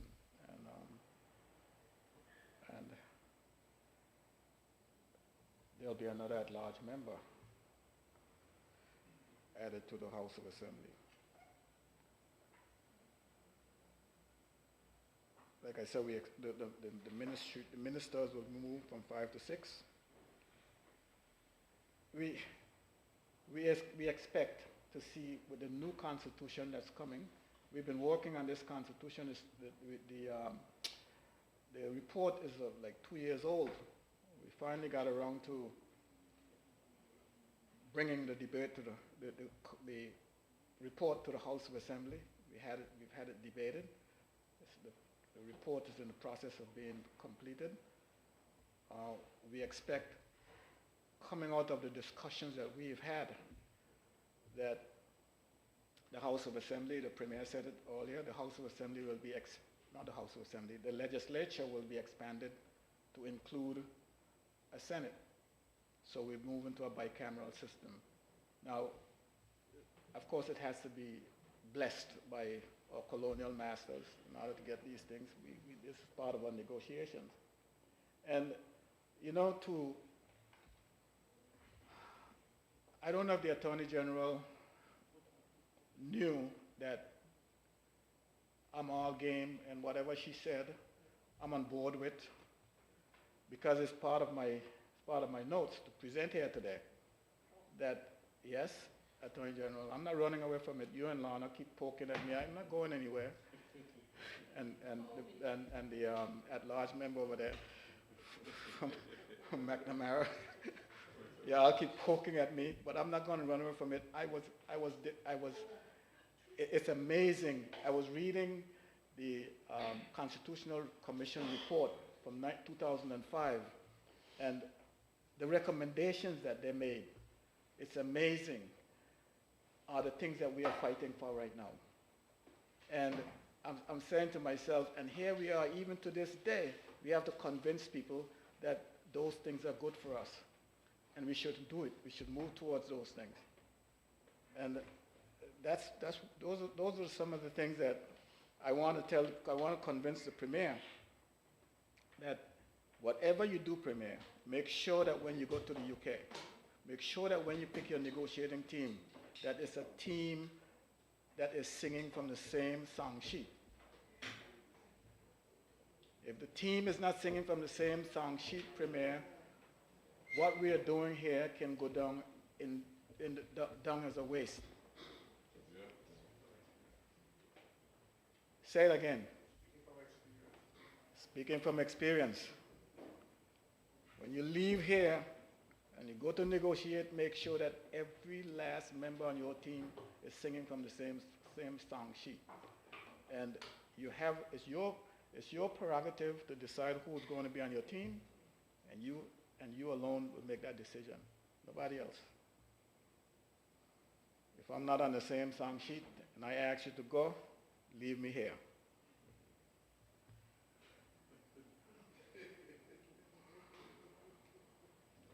We intend to make the House of Assembly independent.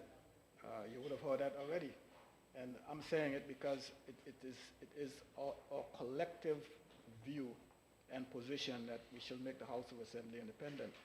That is not something that just came up. This was something that's been spoken of before, and we just following through on it. These things are things that we realize that if we want to move this territory into self-determination, we have to build these institutions, we have to move our people along with us, and we have to be prepared. This is part of the preparation process. I encourage the young legislators, the new members in the House, and those who are not exactly so new, but are not as old as I am, that they need to move and move with haste, because you're not sure that you're going to be spending the kind of time that I'm spending here to go through the next Constitution review. This one, we thought that the last Constitution review we did in 2007 would have got, by 2017 we would have been back. But who can predict the future? 2017, what happened? We had Hurricane Irma, the place was destroyed, and then shortly thereafter you had the COVID, and here we are 20 years later talking about reviewing a constitution. This constitution that we're reviewing in 2025, imagine 20 years from now, what would that look like? What, 2040? Something like that. So I would encourage you to move with haste and don't hesitate, because I think the future of this country is riding on the decision that you make. What does all this mean? Serves to demonstrate our preparedness for self-determination. That's what this is all about. Preparing this country for self-determination. the public, as everyone says, has to be informed. How do you inform the public? At-large member doesn't like to hear the term educate because he can't understand how you educate people if you don't have a test at the end of the lecture, the lessons. So I would agree with him that they need to be informed. And the Premier is all for it. He know that he has to put a system in place to inform the public, inform them well. And Premier, what I would suggest is that these members in the House of Assembly should be out there from village to village, district to district, working on this process, because it's not a you thing. This is not a you thing, it's a our thing, a we thing. And the only way it's going to happen is if the member for the 8th district doesn't go and show his face in the 8th district, the people in the 8th district will not believe that he's on board. He has to show that he's on board. And that applies to the member for the second and the third and all the rest of us.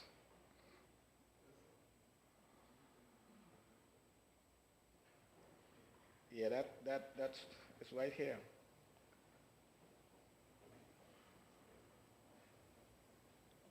Where I was talking about is my last point. The last point I was going to make is the one that I made a little earlier regarding the negotiating team, Premier. That the country's future is riding on the decisions that are being made here today, the decision that this House of Assembly has made and should be making in the near future. And I implore every member to work together. There's something that there's something that we do and we do apart. That's politics. There's something that we must do and must do together. That's called running a country in the best interest of its people. And tonight, I want to commend you for the stance that you've been taking regarding the status of the country. I want to commend you for the work that you've done. The Attorney General mentioned how the country was able to get together as a group and form the unity government. And I want to make sure that the public knows that the House of Assembly of 13 members, 12 at the time of the unity government, I sat over there as a leader of the opposition. So it looked to the public that it was 11 in favor and 1 against. Nothing could be further from the truth. Because that one you saw over there against, that whole unity government thing was his idea. Yes, that's so, true. And I had to sit over there for balance. Country wouldn't look good running without opposition, so I was the opposition. I wasn't opposing the guy, I was supporting the guy. Yes. So, Premier, with that said, and thank everyone for coming out, and those who have been listening to what we had to say regarding this day. The celebrations continue. Thank you. Thank you. And before I call upon the clerk, I too would like to express sincere thanks to the members in the gallery who came and stayed the entire time, those who came and left, and those listening via radio. It's a significant event in the life of our territory that ought to be properly commemorated. I think today's event and the contribution from members has been an excellent step in that direction towards that goal. I want to thank you for being here and encourage the public to pay attention to further activities in this commemoration. I call upon the clerk. Item number 8, adjournment. Yeah. I call upon the Premier. The speaker on the adjournment. Thank you, Mr. Speaker. Mr. Speaker, I move a motion to adjourn this special sitting. Thank you. Rise to Members, it has been moved and seconded that this special sitting of the House of Assembly, Fifth House of Assembly, be adjourned. Those in favor? Aye. Those against? This House now stands adjourned.